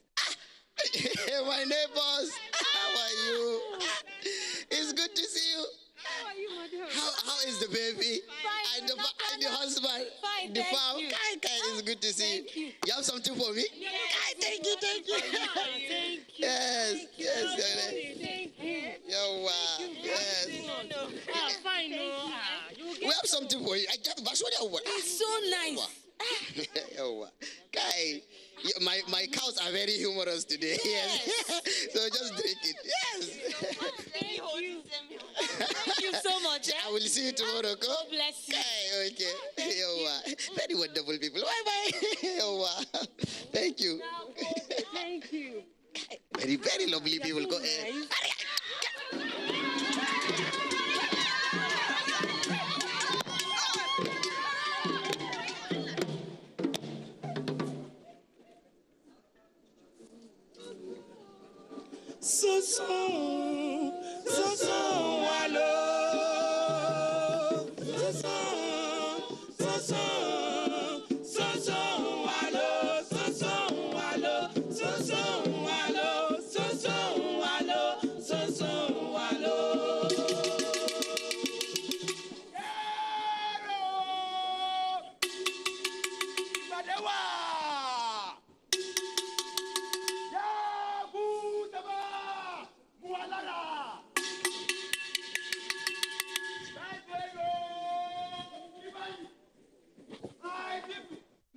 Supposed to be on the stage. The king has decreed that every man and every woman must attend to and become his work tomorrow by you for an important security study. By this information, every man and every woman must lay to rest their cutlass each and their hold in order to be able to attend this important security meeting. My people, remember, a stitch in time saves 9.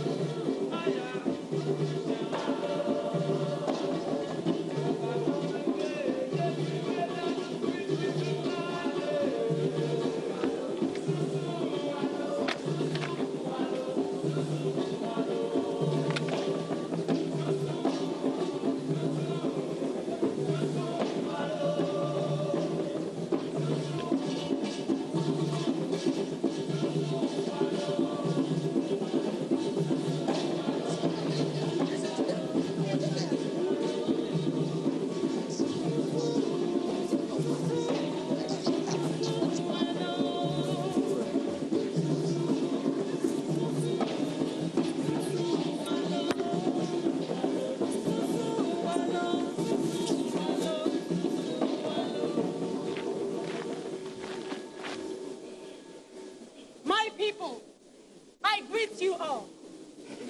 My people, I extend my greetings to you all. Greet you, my daughter. Greet you, my daughter. Thank you very much. I welcome you all to this all-important security summit.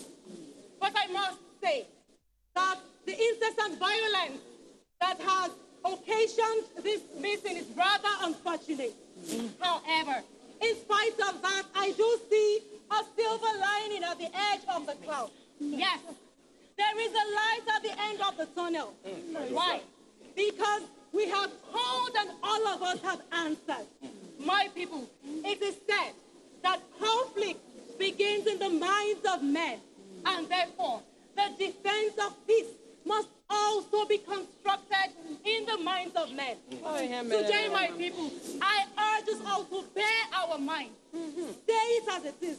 Air your grievances, for that is the only way we can chart a course towards peace and moving forward. Thank you very much. My daughter, you have spoken well. Yes. We have lived in peace for many years in this land. My name is Alhaji Suleimanu Gogobri. My two wives, all of them are Christians. From different tribes. They have different children. Wallahi tallahi, for God's sake, tell me, how can I kill all these children one day because of religious or wallahi, ethical value, the what is calling by myself? Not possible. Oh. Definitely, for that peace we have enjoyed for a long time. We must continue to enjoy that peace. We must discuss, say our mind, say our truth. Wallahi tallahi, that peace is very, very important here. Let's embrace peace. Yes. Papa. Peace is very important. Papa, did you just say peace? Yes. Peace? Yes. How can you talk about peace when people are being kidnapped? Exactly my point. My husband was kidnapped a few months ago. Look at them there. And as if that was not enough, some people came, invaded our land, and killed my pregnant daughter in the process. See there. She's right. How can you talk about peace when there is the peace that I cannot travel to my village? That's stupid. I'm afraid so that kidnappers will not relay me on the road. Madam, control yourself. We need that peace. No. Yes. We need that peace. We need that peace. Yes. The that problem peace we are having very in this community is this too much English. Yes. English. Too much English. I cannot, as a young man, stand and look at my community. Mad people will travel across this country and come and slaughter my people.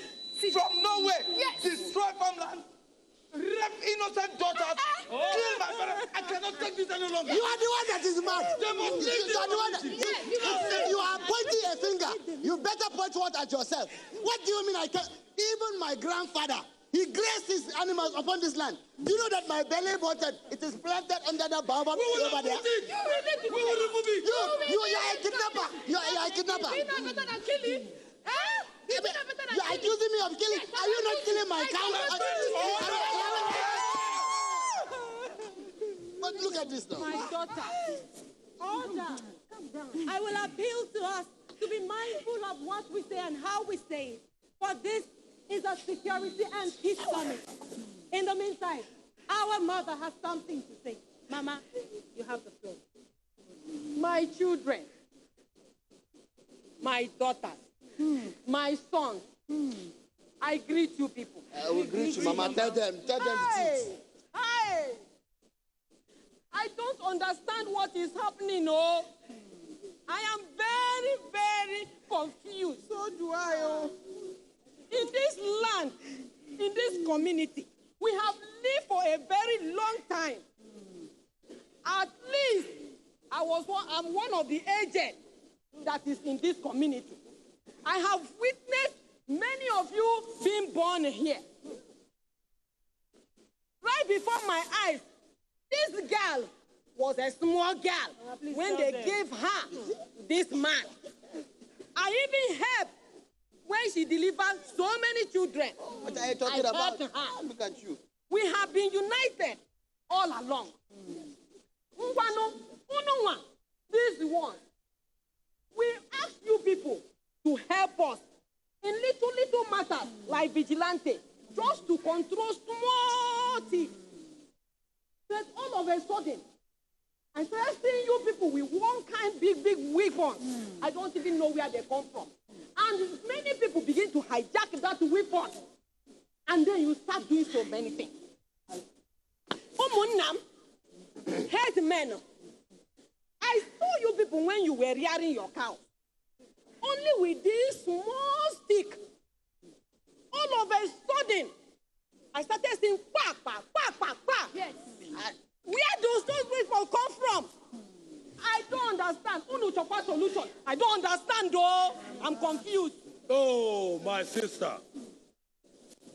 My heart is in pain. I observe the following as the problem. Politics and politicians. Ethnic sentiment. Religious sentiment. Our porous borders. Hey, ineffective internal security. The police. The immigration. The custom. The civil defense. And we as well. We should provide effective and valid information to the security agencies. With that, wallahi tallahi, we are going to realize very correct peace in this very land again. Yes, that is my solution.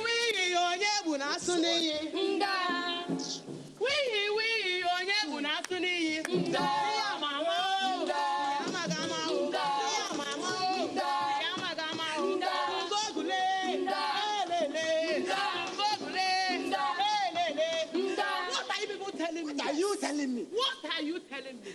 If I say I am not angry, I think I'm telling lies. Yeah. I am telling lies. Yes. They encroach on my farmland and destroy everything. They have labored for years. Hey. The most painful part of it is my daughter-in-law. She's pregnant. And they kill her. In fact, if they don't provide her, you will provide her.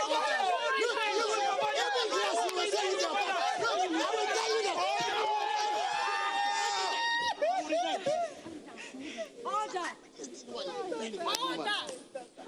We have all voiced our grievances, and yet I can see that tempers are rising.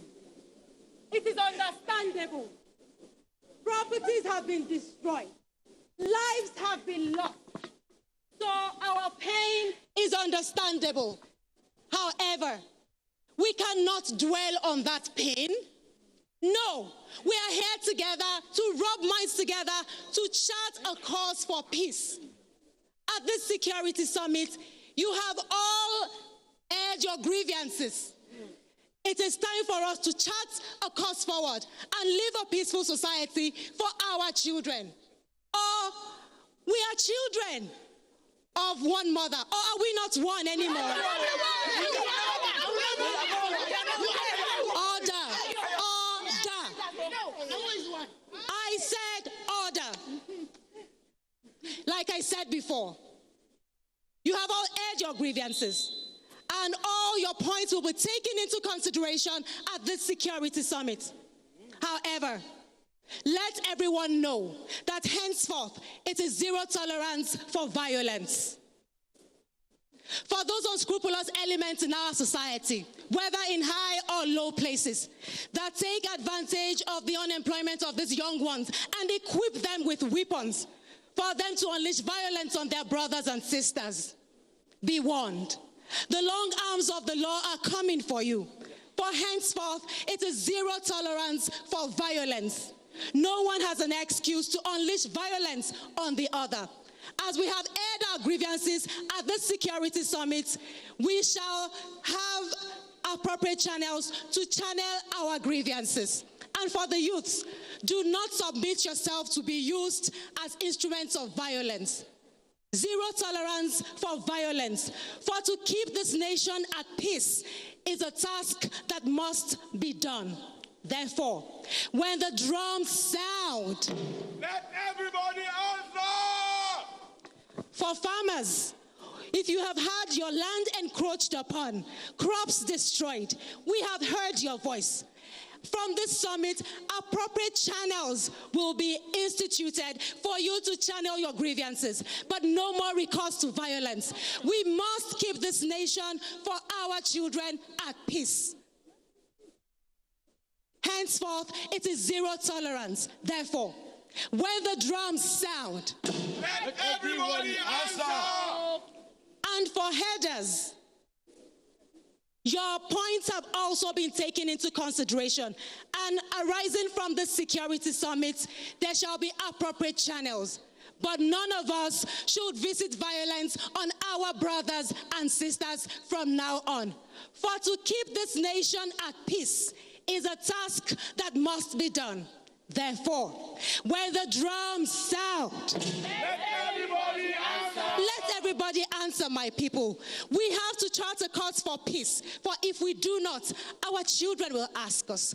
Posterity will judge us. Therefore, my people, when the drums sound, let everybody answer. When the drums sound, let everybody answer. This is the only nation that we have. If we destroy it, nobody will borrow us their nation to call our own. We have to keep it at peace. We have no other place to go. This is our nation, and to keep it at peace is a task that must be done. Because this Nigeria now we own, making no Bafuka, no place where be like our own. Home, sweet home, make we join hands and lift them up. Lift, make I lift Nigeria.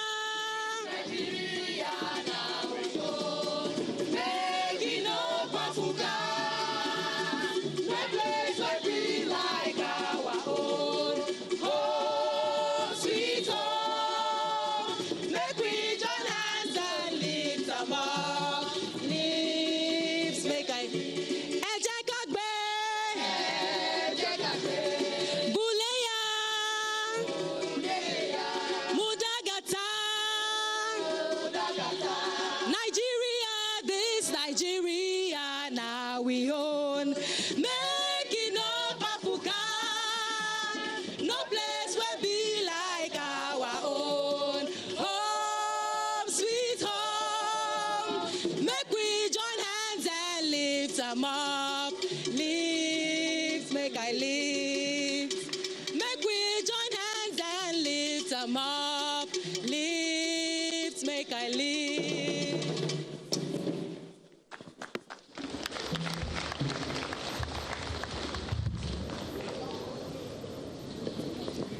Please, a round of applause for that beautiful presentation. What we saw was just a short drama presentation, but for some of our brothers and sisters, this is the reality of their life on a daily basis, in the morning, in the afternoon, at night when they are asleep. Distinguished guests, ladies and gentlemen, the headsman talked about cattle wrestling, and then the farmers talked about rape of innocent girls, and of course, being driven from their homes. The question is, who is the victim? And I tell you that we are the victim. Nigeria is the victim. And as His Eminence rightly pointed out, with commitment, we can only succeed in bringing this to an end through dogged commitment and a sense of purpose. That was what His Excellency, President and Commander-in-Chief of the Federal Republic of Nigeria did to decimate Boko Haram. Please, a round of applause once again. And we have the National Chairman of Market Men and Women, Mrs.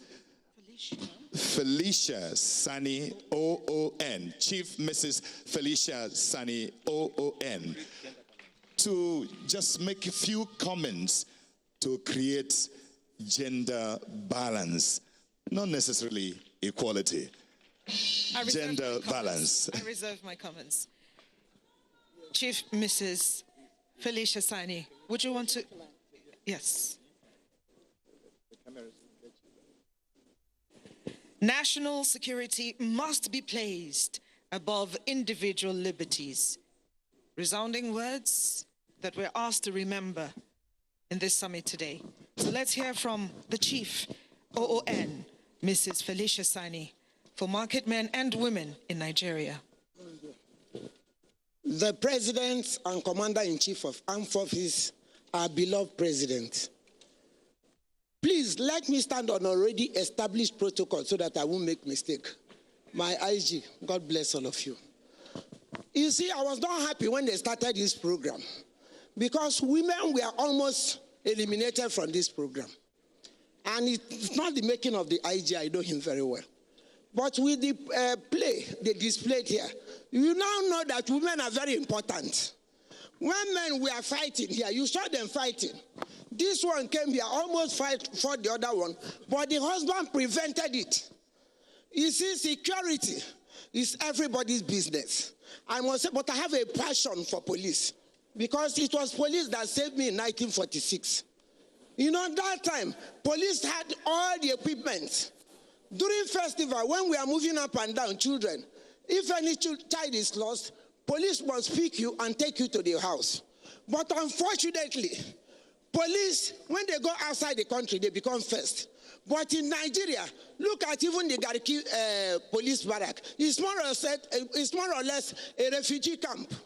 We must have to equip these people because when they are serving us, they themselves must be saved. So please, please, we need peace in this country. It's our collective responsibility. We cannot live without peace. In war, everybody, even you run away from your family, you won't even remember your child. Please and please, peace is very important in this country. Let us come back, organize ourselves, and talk about peace. Like what our daddy said here, moral is very important. It is what we do that our children take over. You cannot tell me that good parents bring up bad children. So let us look inwards because this country is a beautiful country. We must live in peace. God bless Nigeria. A better round of applause for Chief Mrs. Felicia Sani, OON, for that wonderful speech. This country is a beautiful country, whether we like it or not, and we will not like the enemies of this country to make Nigeria ugly. Distinguished guests, ladies and gentlemen, we're here today at the instance of the Inspector General of Police, Ibrahim Botu Idris, NPM, MNI, the 19th Indigenous Inspector General of Police. It is the 2017 National Security Summit with the theme, Forging Partnership for Effective Strategies to Curb the Menace of Kidnapping, Recurring Farmers, Herders, Clashes, and Criminality in Nigeria. Anyone, and I repeat, anyone involved, engaging in any form of criminality in Nigeria is your enemy and is my enemy, is an enemy of the state. We are here to chart a new course, to find new ways, because the criminals themselves are coming up with new tactics. So we have to come up with new ways of curtailing them. At this point, I made reference to the commitment of this present administration in decimating Boko Haram. And His Eminence, once again, I quote him, he said, if we have the same commitment, this will be the story of herdsmen, farmers, clashes, criminality in Nigeria will be like that of Boko Haram. At this instance, I want to respectfully invite His Excellency, President, Commander-in-Chief of the Armed Forces, ably represented here this morning by Lieutenant General Retired Abdurrahman Bello Dambazo, CFR, PhD, the Honorable Minister of Interior, to give the keynote address. Shall we all rise and welcome him, ladies and gentlemen?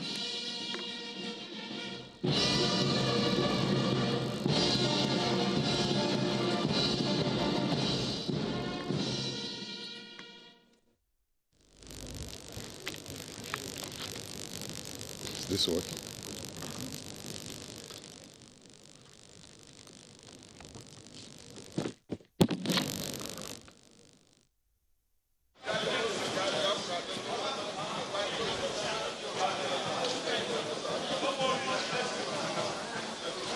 The chairman of this occasion, His Eminence, the Sultan of Sokoto, Alhaji Muhammad Saad Abubakar III, the representatives of the Senate President and the Speaker, House of Representatives, the executive governors of Kaduna, Benue, and Gombe states, and the representatives of executive governors of other states. The chairman of Senate and House committees of police on police affairs,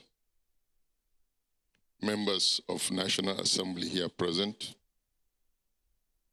members of Federal Executive Council here present, the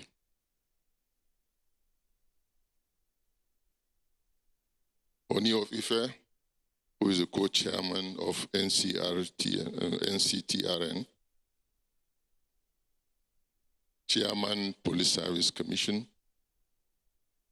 the Etsunupe, who is also the coordinator of NCTRN, the Inspector General of Police, our host, representatives of the Chief of Defense Staff and Service Chiefs, Your Highnesses, Your Majesties, and you had adequate recognition by His Eminence, the Sultan, members of the diplomatic corps, very senior officers of the armed forces and the police, serving and retired, in particular, the retired Inspector Generals of Police here present, members of the press, distinguished ladies and gentlemen. I'm here wearing 3 caps, I believe. I'm here as the Minister of Interior, who also is the Supervising Minister of Matters of Police Affairs. I'm also here as the guest of honor for this occasion. I'm also here as representing the Mr. President.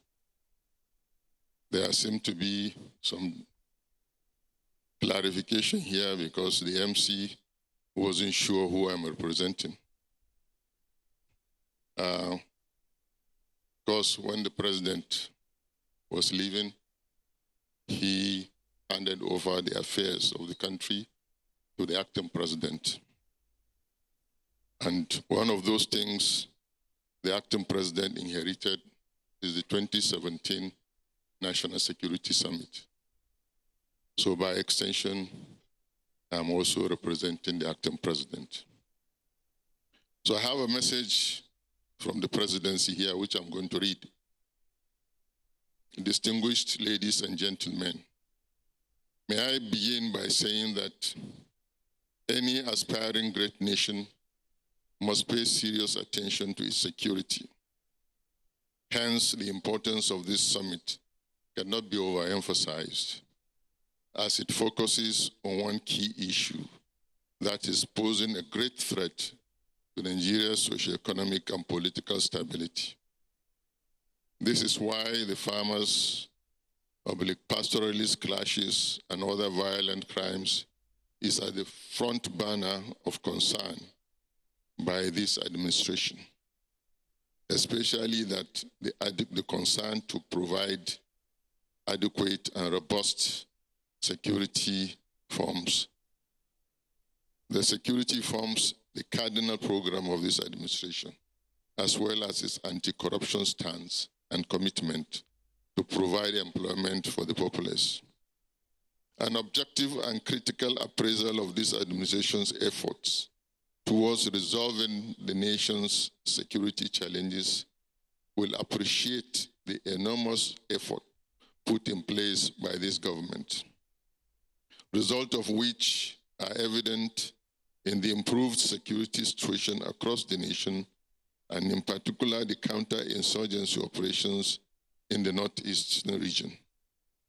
Rural banditry, cattle rustling, militancy, armed robbery, and kidnapping are the most serious security threats challenging the integrity of this country.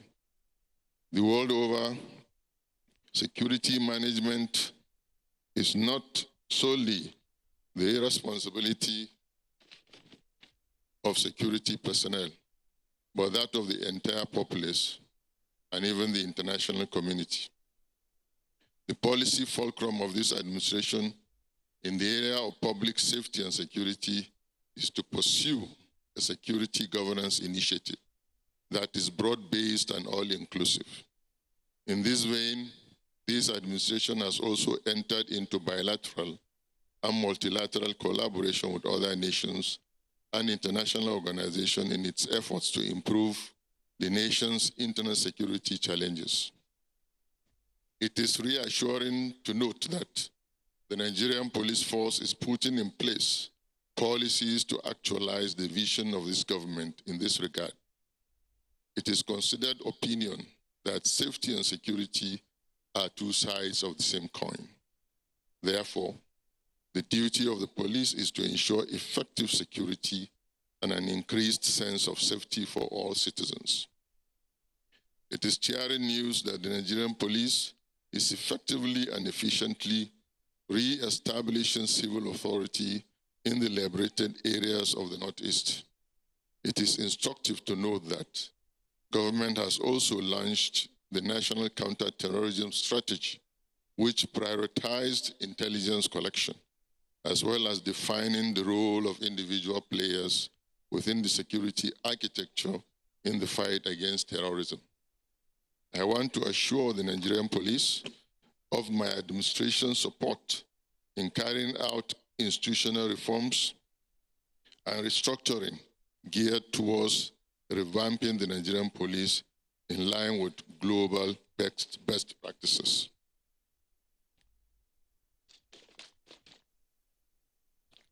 We are keenly aware of the enormity of the task at hand, ranging from manpower shortage as a result of recruitment and training challenges, and inadequate operational and logistic resources, among others.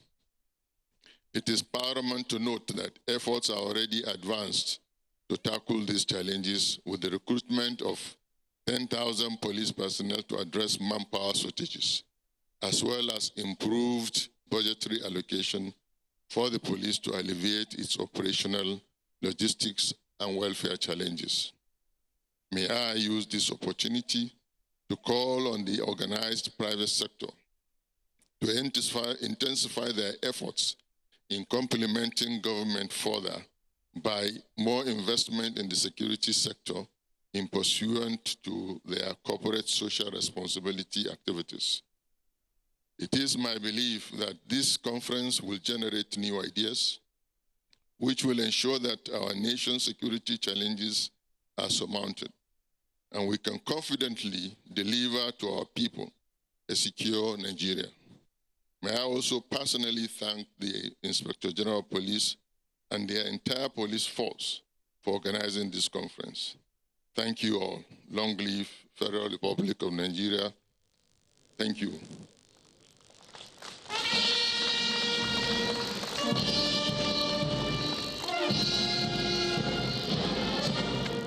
So this is the message.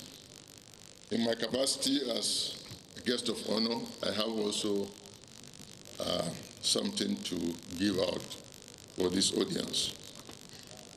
This is a very, very important conference, which hopefully will come out with solutions to our security challenges, particularly as it affects criminal violence. One of those things I want to first mention is the issue of herders-farmers conflict. Most of the time, we tend to localize this issue, but this is an issue that has a regional dimension. Regional dimension because it involves the movement of herders from all over the West African sub-region.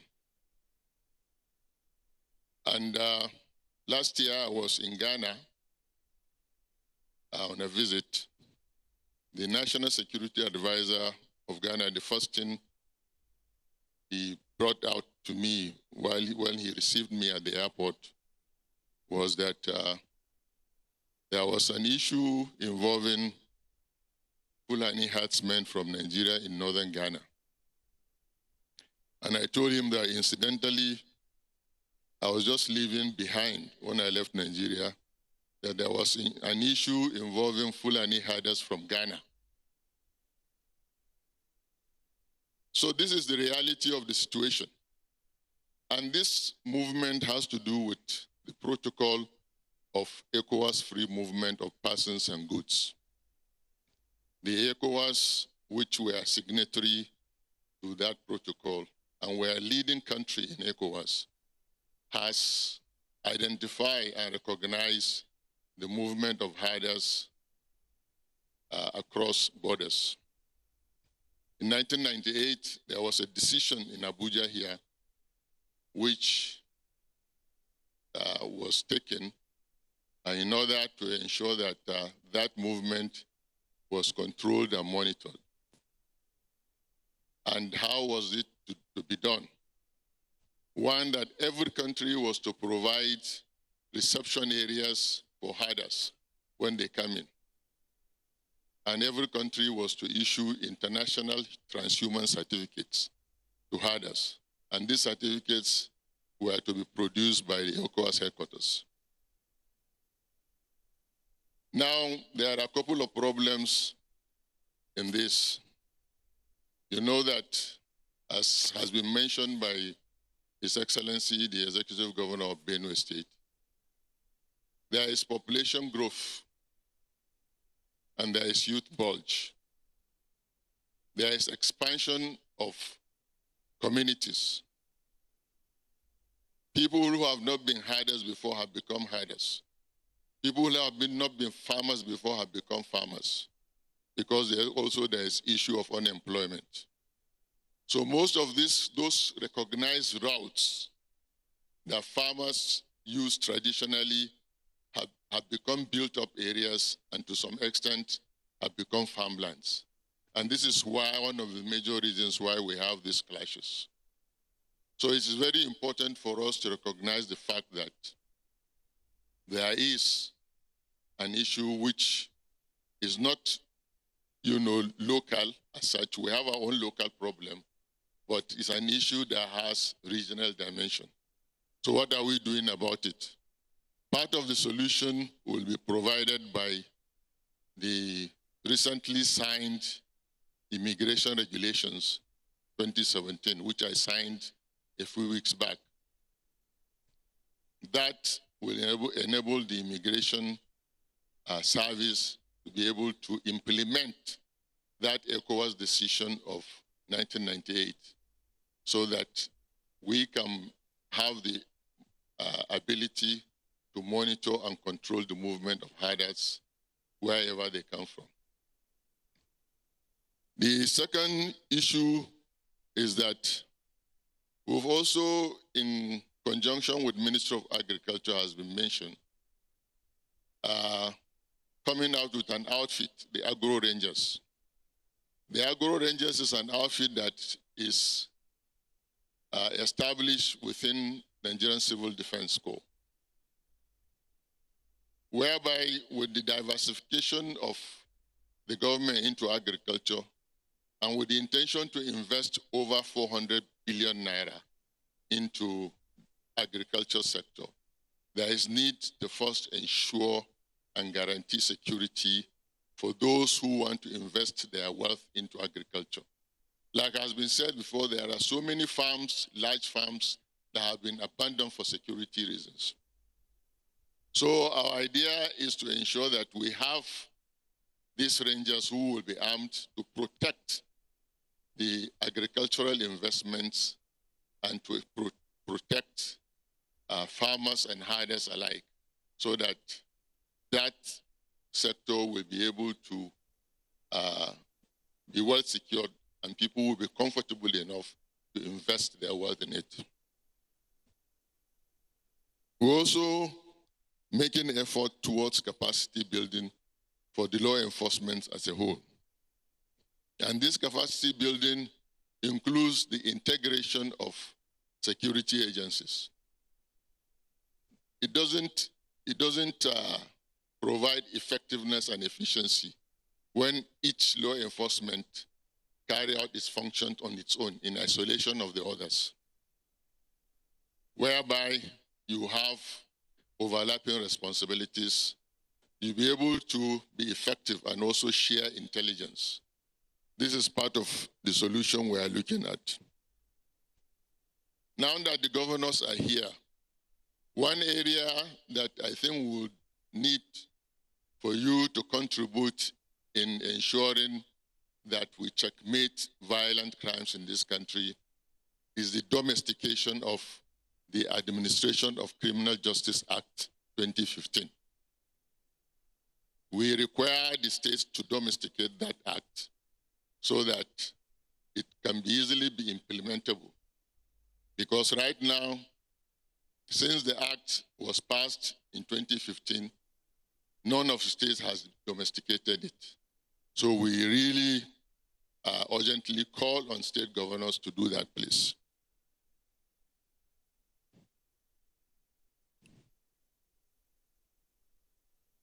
Now, a very important area which I think we must not forget is the proliferation of small arms and light weapons. This is a very, very serious business. As at 10 years ago, when I carried out a research in that area, there were over 10 million small arms and light weapons within West Africa. And the bulk of those weapons were here in Nigeria. And that was pre-Boko Haram, pre the increase in violent militancy in Niger Delta. So you can imagine that figure almost 10 years ago and now. Now, everybody who wants to have access to small arms and light weapons can easily do so now. And we have to really look into that issue, because having access to those weapons really encourage violent criminal activities. Like has been displayed by the drama here, everybody knew the Fulani man to carry only his sticks. But it's been alleged that some of them carry AK-47 now. So these are some of the issues, because it is very easy to have access to those weapons.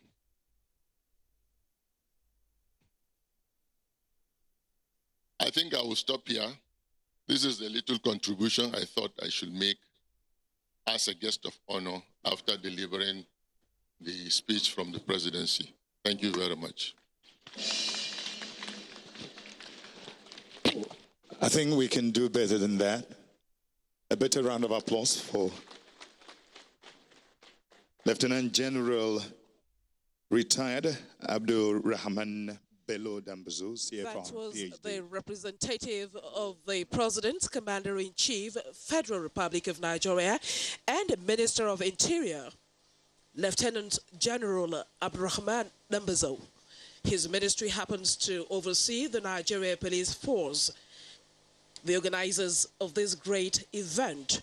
Apart from reading the President's speech, he has given an insight into ways of checking insecurity in the country, not leaving out the menace of proliferation of small arms. Of course, he gave his own speech as guest of honor. Please, a round of applause once again. I think double round of applause because of the caps he's wearing. Your Excellency, distinguished guests, ladies and gentlemen, as we move on, I would like to invite Kenang so that she will tell us what next we're going to do. Well, we have been sitting for a couple of hours. I believe you'll agree with me, it's time to stretch a little. We're actually going to witness a very, very important exercise that demonstrates the Nigeria Police Force's readiness to repel crime. This exercise is called Repelling for Rescue, to Rescue, and the Force Public Relations Officer will explain the exercise. But we shall move in an orderly manner. When we get the signal, those on the high table would move out first, then the rest of us, as orderly as we can, move towards the foyer. There are certain things you probably cannot or will not believe that the Nigeria Police is capable of doing.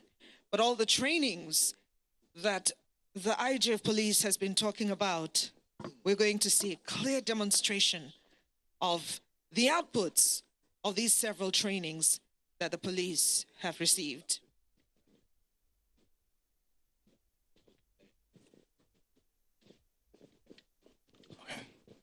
All right, before that, I would like to respectfully invite the Honorable. We'll go back to the Honorable Minister of Interior, the representative of Mr. President, to declare this summit officially open. The chairman of this occasion, Your Eminence, the Sultan of Sokoto,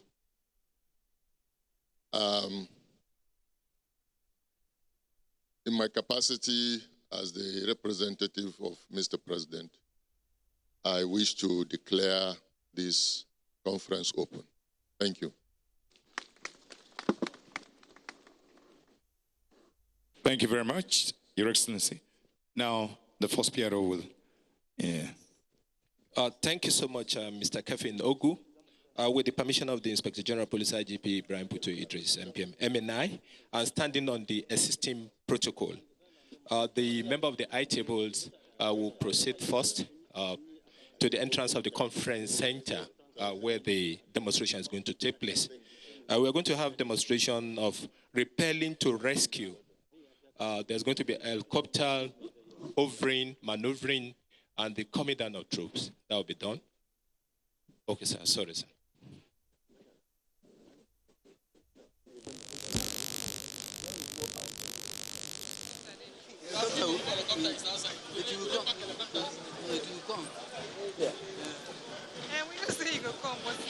As I'm saying, we are going to proceed. The members of the I table will lead first, to be led by the chairman of the occasion. Will proceed. After the members of the I table proceed, the traditional ruler will call it proceed. Seat. Enough seats have been made available outside. Then the concluding part of this opening ceremony is going to be held outside. The information directly from the IGP is that senior police officers are part of this conference. So after the closing of this ceremony outside, senior police officers will come back inside to continue with the conference. Other invited guests will equally come back, and the lecturers, the resource person will also be back. So having said this, with the permission of IGP, sir, which to call on the members of the I table to proceed, sir, led by the chairman. Thank you, sir.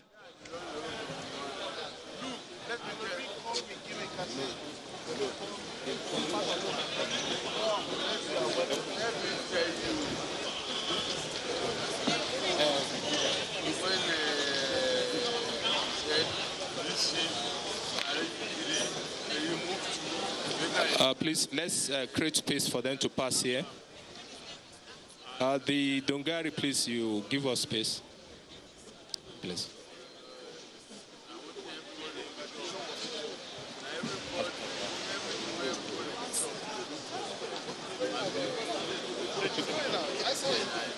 Please, let's make the Dongaris, please give way, please.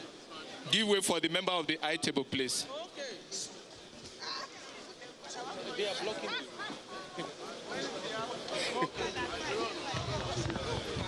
Okay, they are not here yet. Yes, thank you. Yes. And let's carry. Yes, sir.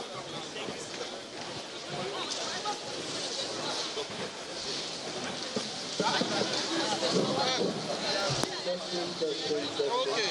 4, 3, 2, 1. Man,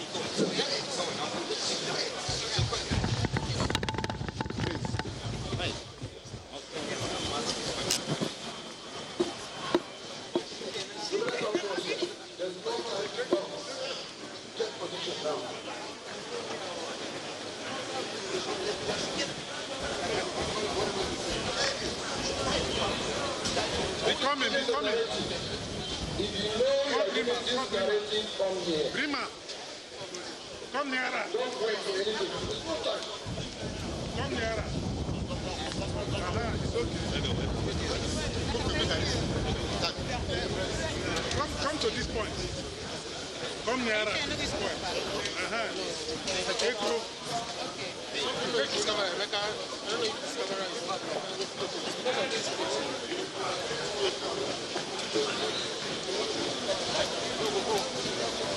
no, not yet. Why Suleiman?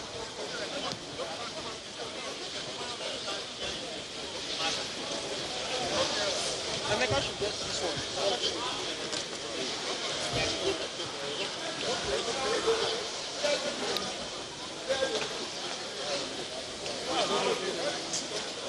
Go behind the furniture. Hey! All of you go behind. Bring the microphone. Hey! Come. Where is the clear off, go behind the seats. Go behind those seats.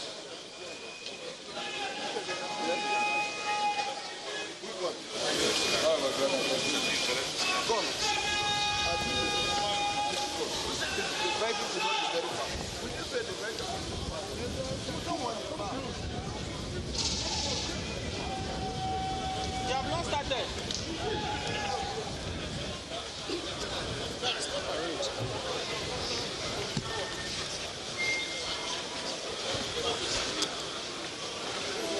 Come, they are waiting for you. Will you join up now?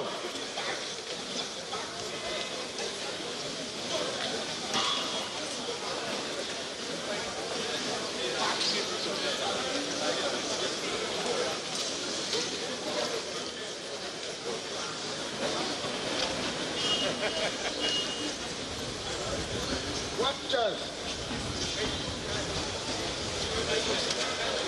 Those vehicles are too fast. EOD.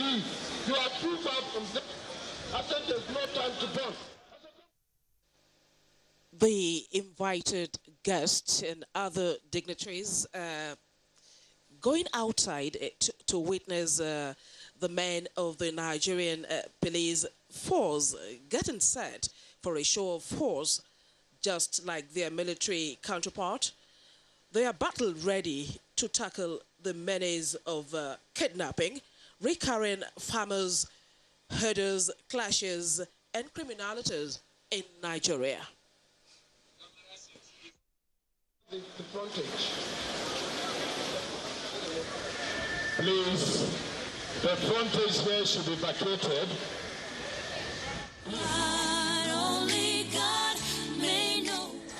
Who are not involved in the exercise, so please move backwards.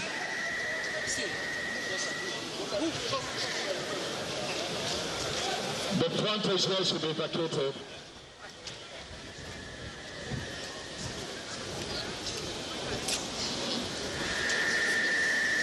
I can't see it.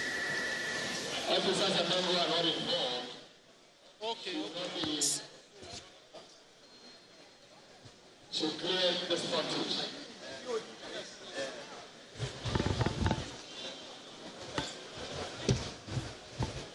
Officers and men who are not involved should vacate this frontage, please. You have to move. The whole of this area will be used for this exercise. Clear the frontage. Yes, sir. First clearing.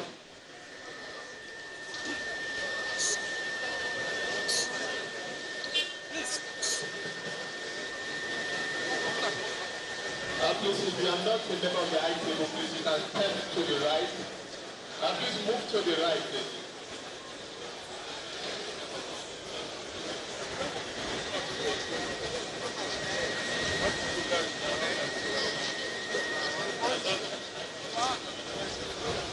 Please, Mr. Ibrahim Adnan to come over. Mr. Ibrahim Adnan. Okay. What?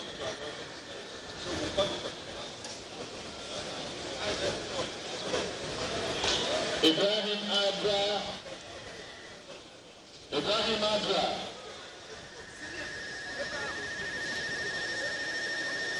Ibrahim Adra, please.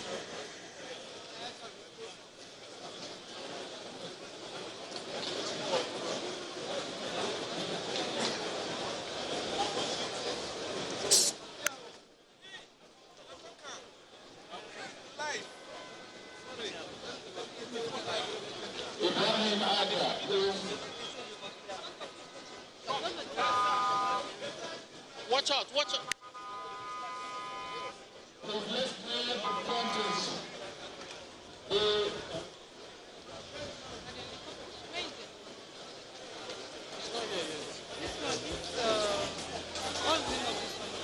This jeep for taking that. Instead of sending human beings to go and detect.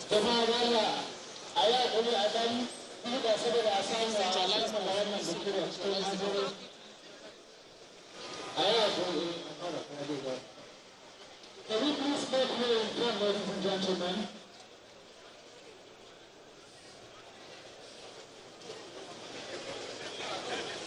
Who is giving the narrative?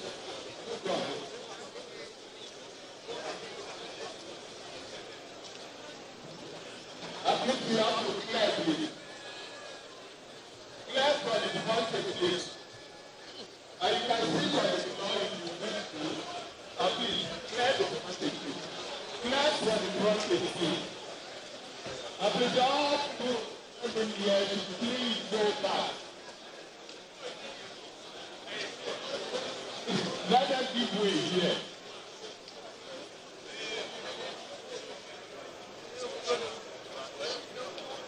I hope the policeman is nearby. The policeman will come very soon.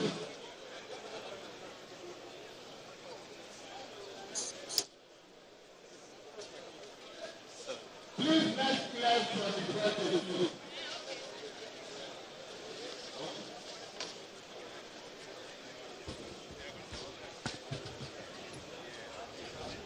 What is this?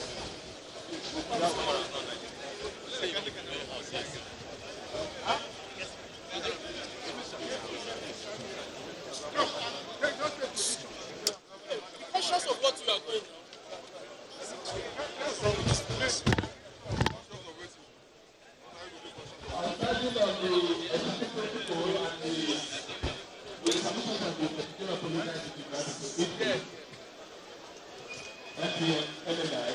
I want to proceed with the demonstration, please.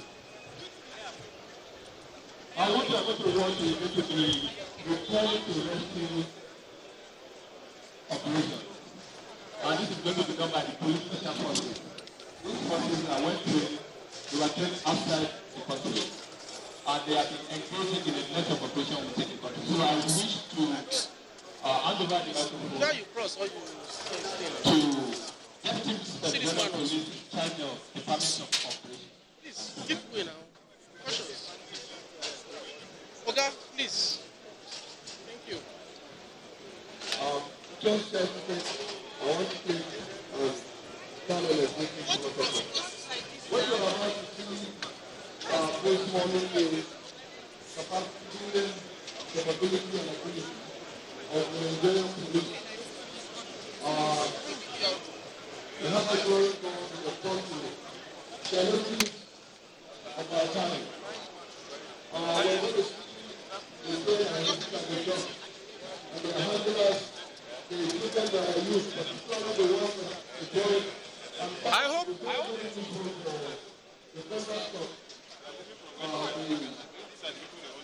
the control of the incident of intelligence in our local.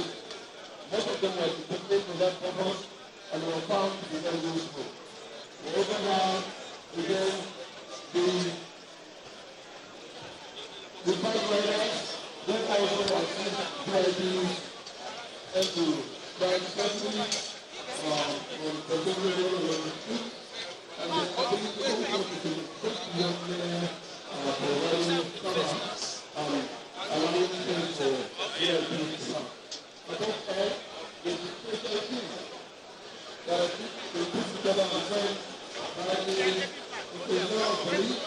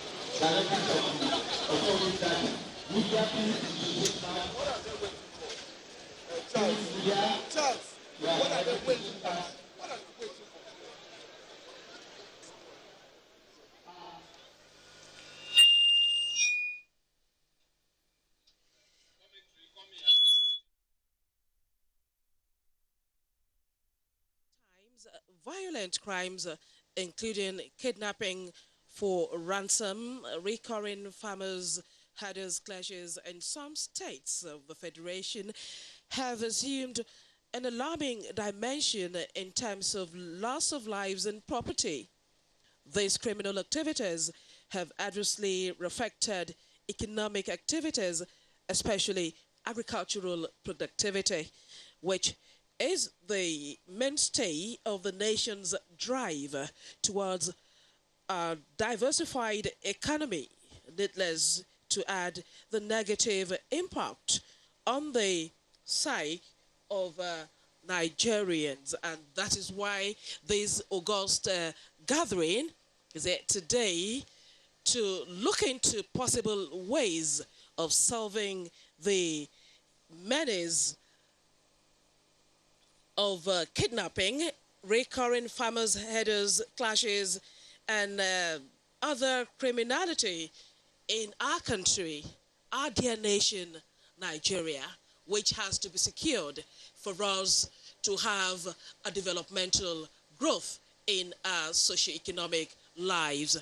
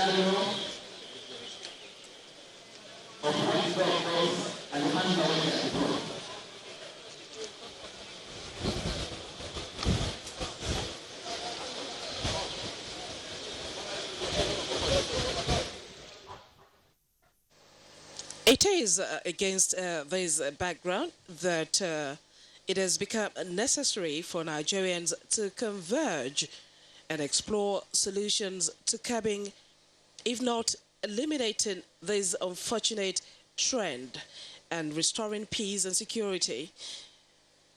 Conversely, the confidence of citizens in the security agencies of the country, just like the Sultan of Sokoto said. He said, indeed, we shouldn't be coming here next time to talk about solutions, that we have so much solution to tackle the issue of criminalities in our country.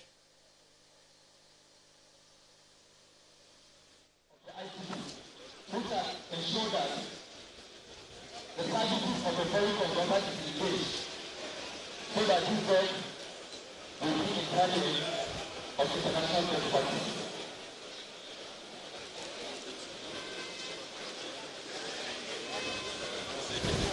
The government has been able to suspect, and we want to be sure that the suspect is used so that the handler can take time.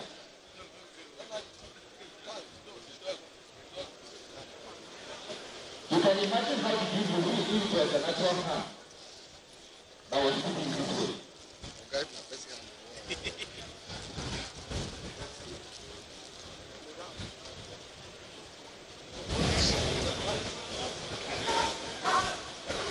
very good for what?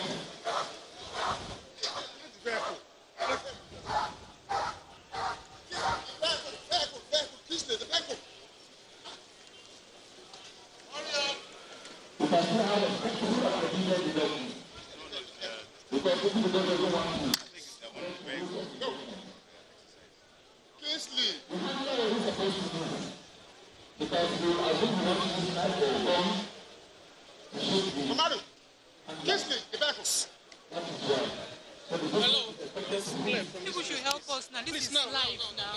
People are covering us, please. Come.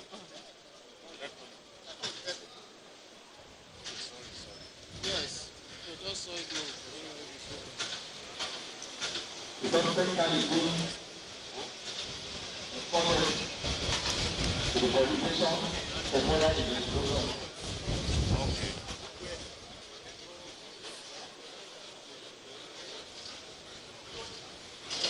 Aside apprehension of criminals, this job, as I said earlier, are being used in not where we have issues of IED, we have issues of suicide bombers.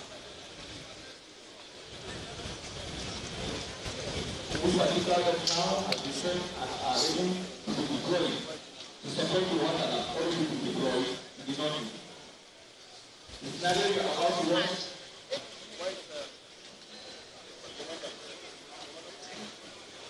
Nigerian is to decrease what the server is usually do. A car and IAD has been placed in the car and abandoned, a canal has been invited. Okay, sorry. Start.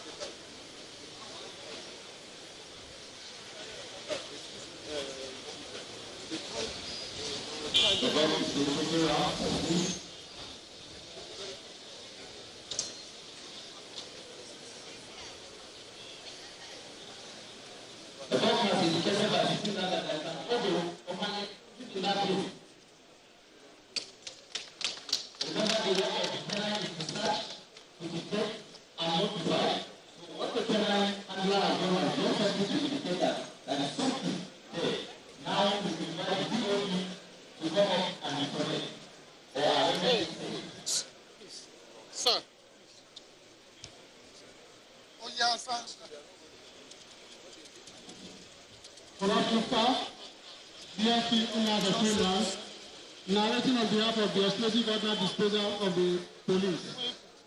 Now, as the police department's work in synergy, the K9 has signify to us that this bike placed by the side of The Nigerian police force demonstrating what it knows best, its stock in trade, safeguarding lives and property of Nigerians, showcasing intelligence, surveillance, and reconnaissance.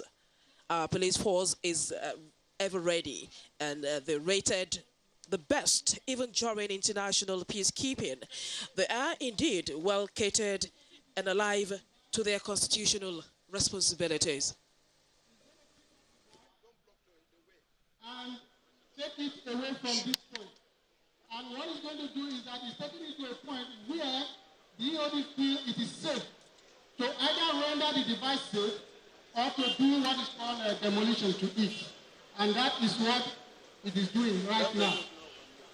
It's going to pick up the bag and lift it away from this point so that this vehicle, the protection of life and property, which is the core responsibility of the police, will be accomplished.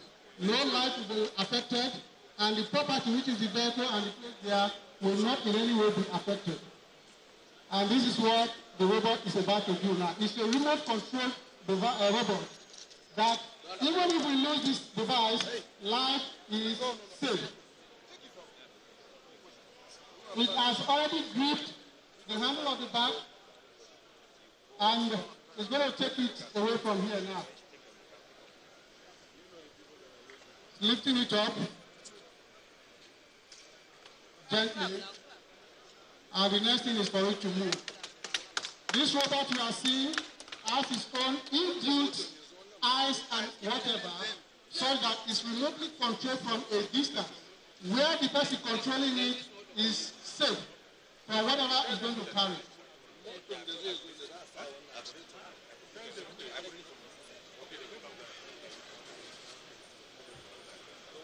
Now that he's taking the device away, the expected thing is that EOD will now apply their render safe procedure or do what is called demolition.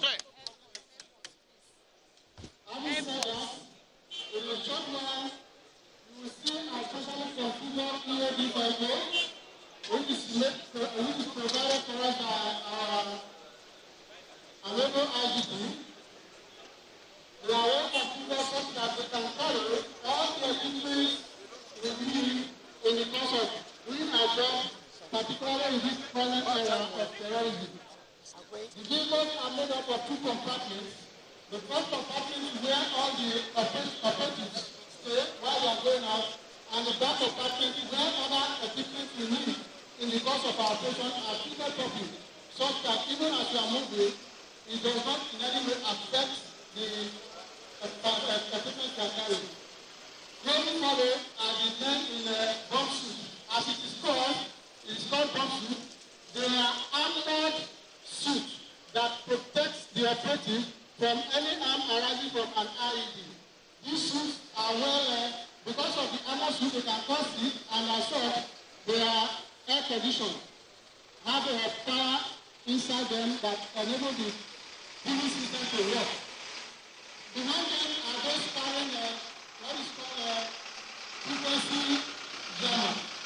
This backpack of frequency jammer helps us to cut the frequency from any remote control IED, such that when the terrorist operates it cannot work. Closely followed character are those carrying minesweeper, then followed by the backpack backscatter. This backscatter is a vehicle that can trace explosive vapor, both from mobile vehicle and from static objects, and has a monitor inside. Closely behind is what we call the telerod. This telerod is a vehicle used to carry every equipment needed by EOD operators while in any operation. Starting from the least equipment of a screwdriver to the most sophisticated equipment such as bomb bucket, bomb blanket,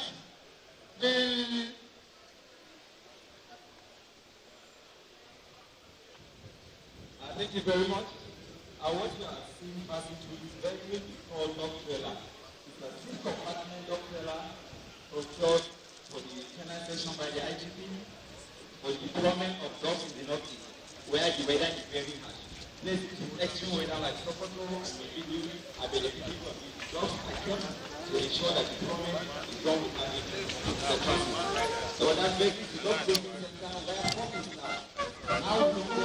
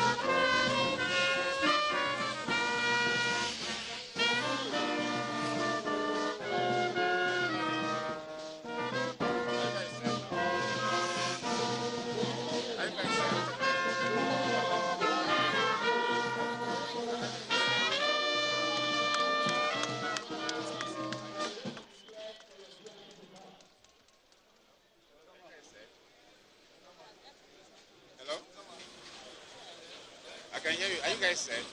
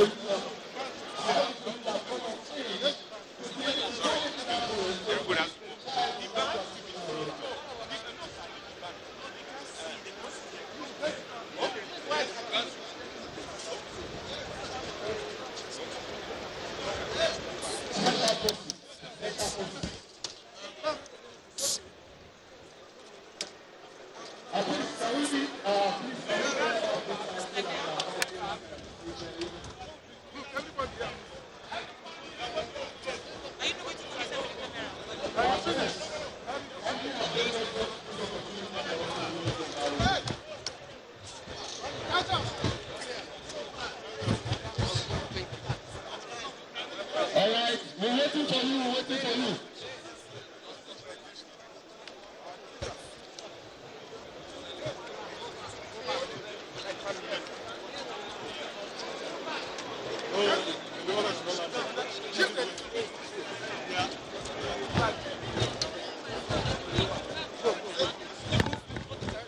Special forces, don't delay our time.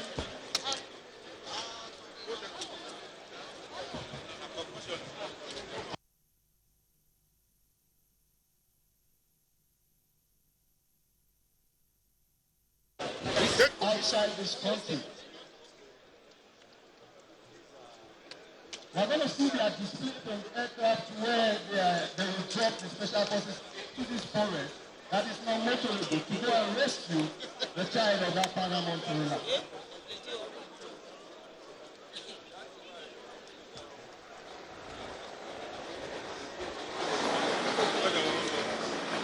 It is assumed that the first chopper that have dropped the support group and even the defensive group for the past 1 or 2 days. They've been equipped with their booster so that they need not to go out of the environment where they are keeping watch and monitoring. While they are doing that, they will be communicating with the special forces that will be landing from the aircraft. And as soon as they land, they will advance towards that environment. And when they advance, I want to keep you in suspense so that you see for yourself. It is also very of note. That is the victim that has been kidnapped. You can see how he's been my hands over there.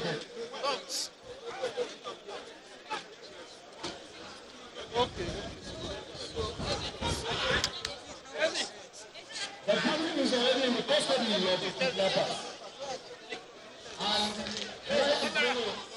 the officer of the special can we go back small? I can't go back small. Can watch. Go back. Engage these people from the other flag.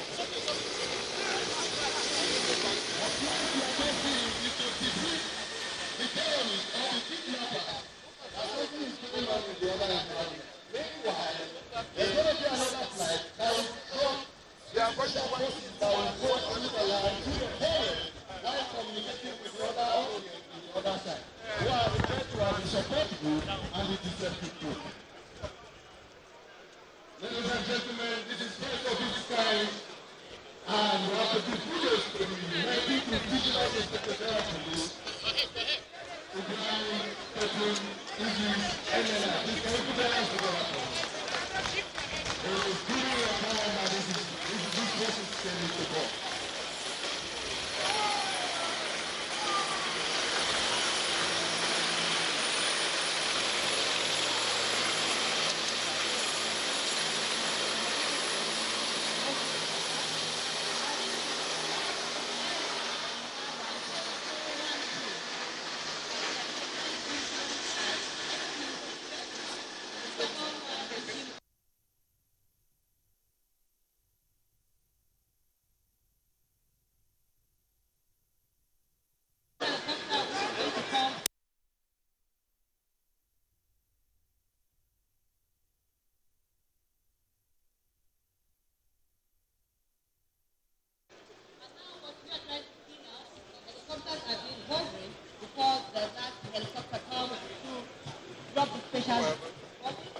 As you can see, the helicopter is coming.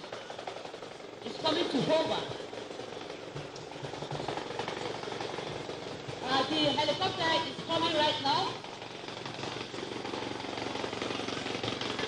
The exercise that the helicopter is going to do now is coming to hover. And the flight of the captain from somewhere is 8 dollars. By 18 million.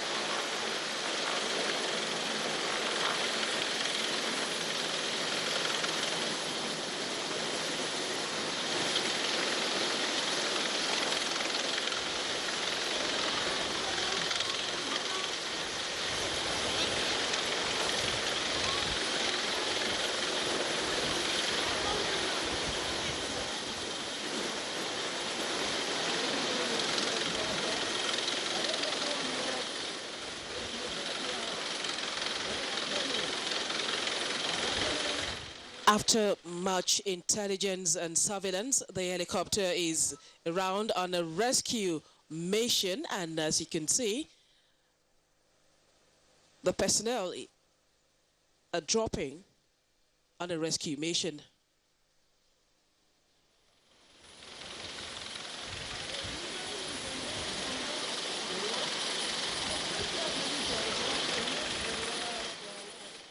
With this, we can begin to say that there is no hidden place for criminality in our dear nation.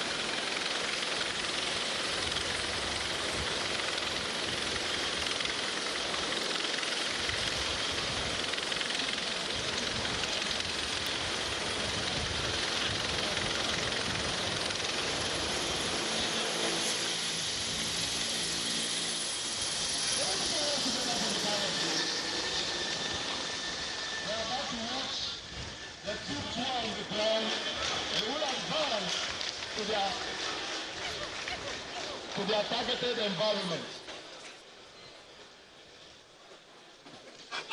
They have various combat maneuvers.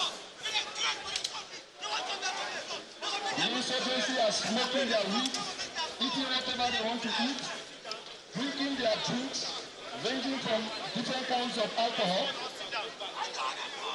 weed.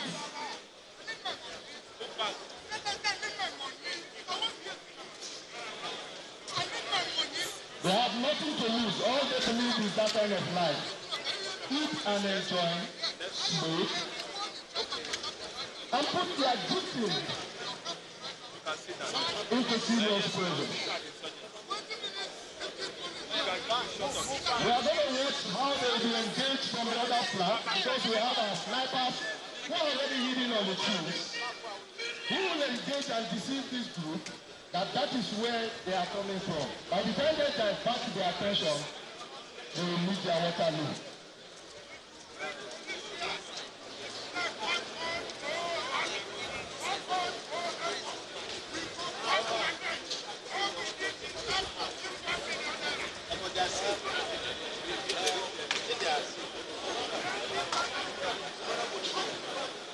It will interest you to know that this group, the kidnappers, their hideout was known through the airport of the IGP Special Tactical Team with the use of tracking system.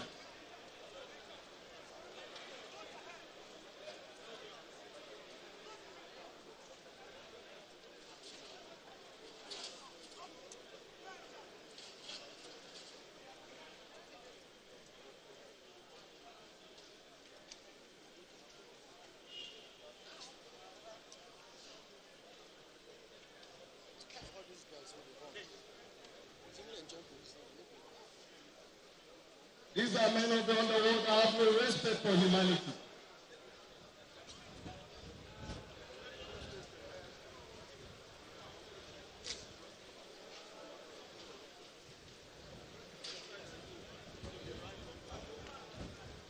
Please, our audience, we enjoy you not to panic because we are going to use some of our little artillery here. But that's no cause to fear.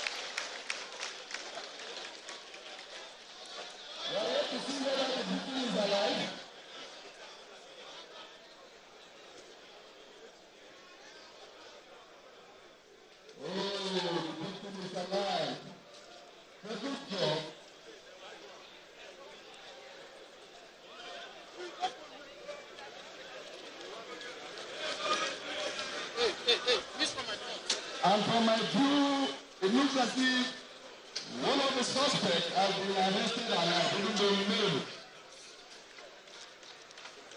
he's been handcuffed. That is the one that will be used for investigation.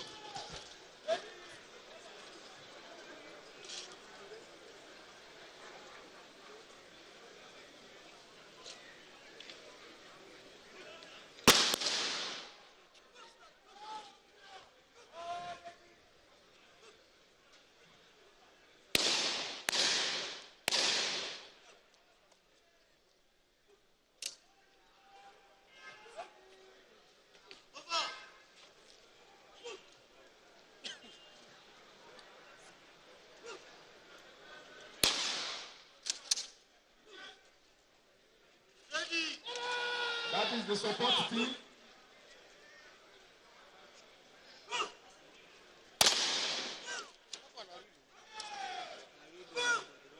Some will have to advance to that environment to recover some of the weapons that have been used by the terrorists.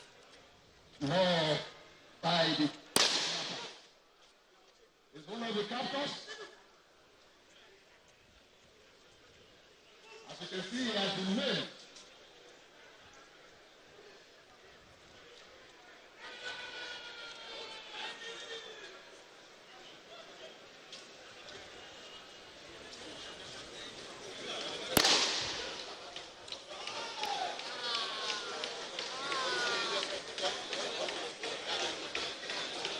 Ranking will go on from the point, ranging from 1847 RPGs, compactors, suits. While they are doing recovery, others are giving them backup. Can we put our hands together for the session, please?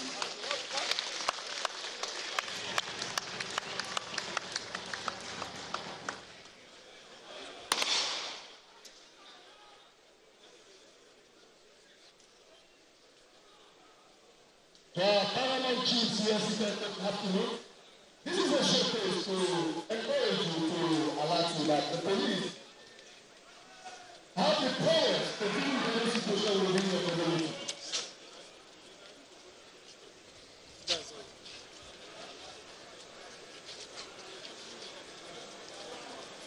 It's also interesting to know that the police have the capacity to also curb crime within your environment, and that is what protects discipline. Thank you very much.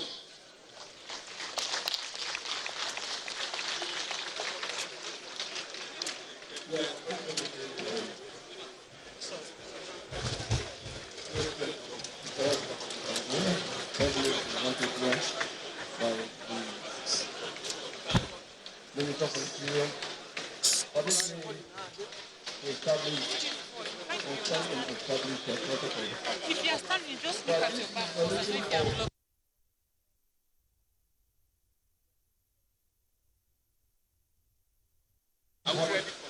The general police have been trying to put together, and in most instance time, we're going to use this to places where we have security challenges and terrain very difficult that are not motorized. We can use that instructing the men armed to be able to withstand whatever that is in that forest, because our forests have become something else.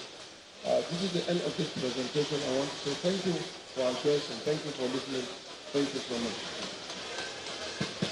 Please, a round of applause for the special police forces for this demonstration. Standing on the existing protocol once again, the permission of the IGP, the IG will lead us to the commission of the new police vehicle. The President and Commander-in-Chief of the Federal Police of Nigeria, which was appointed by the Honorable Minister of Interior, Nigeria General. After I'm not coming down, I will include the commission, but the IG will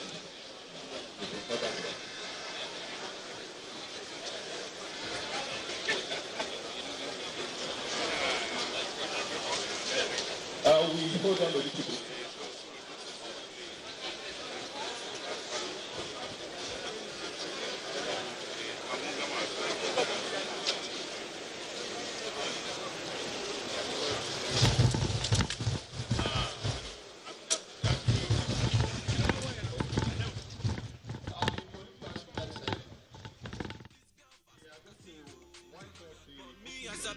Everybody knows say I be Shapiro, oh my God, I'm in trouble.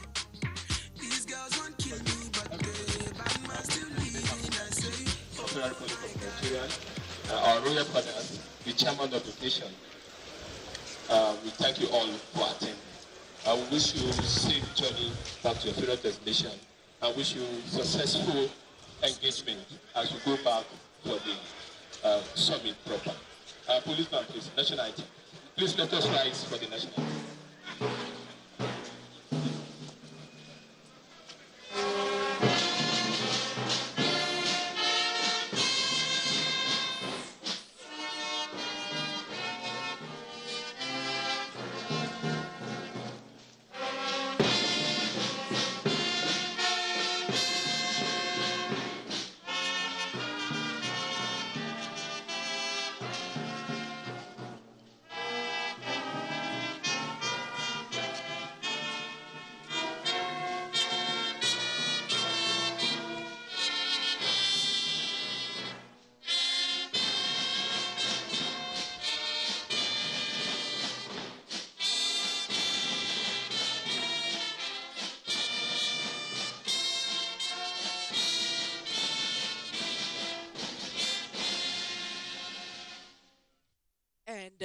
It is on that note we draw the curtains on the live telecast of events of the day one of the National Security Summit, a gathering that seeks to forge partnership for effective strategies to curb the menace of all forms of criminality in Nigeria. It was brought to you on the network service of the Nigerian Television Authority, NTA. Venue has been the International Conference Center, Abuja. We'll be back same time tomorrow for the day 2 and closing ceremony of the summit. On behalf of the outside broadcast crew and of course colleagues at the Domsat, I am KG Busari Ahmed, returning you to our studios for normal programming. Good afternoon, and to have a secured nation.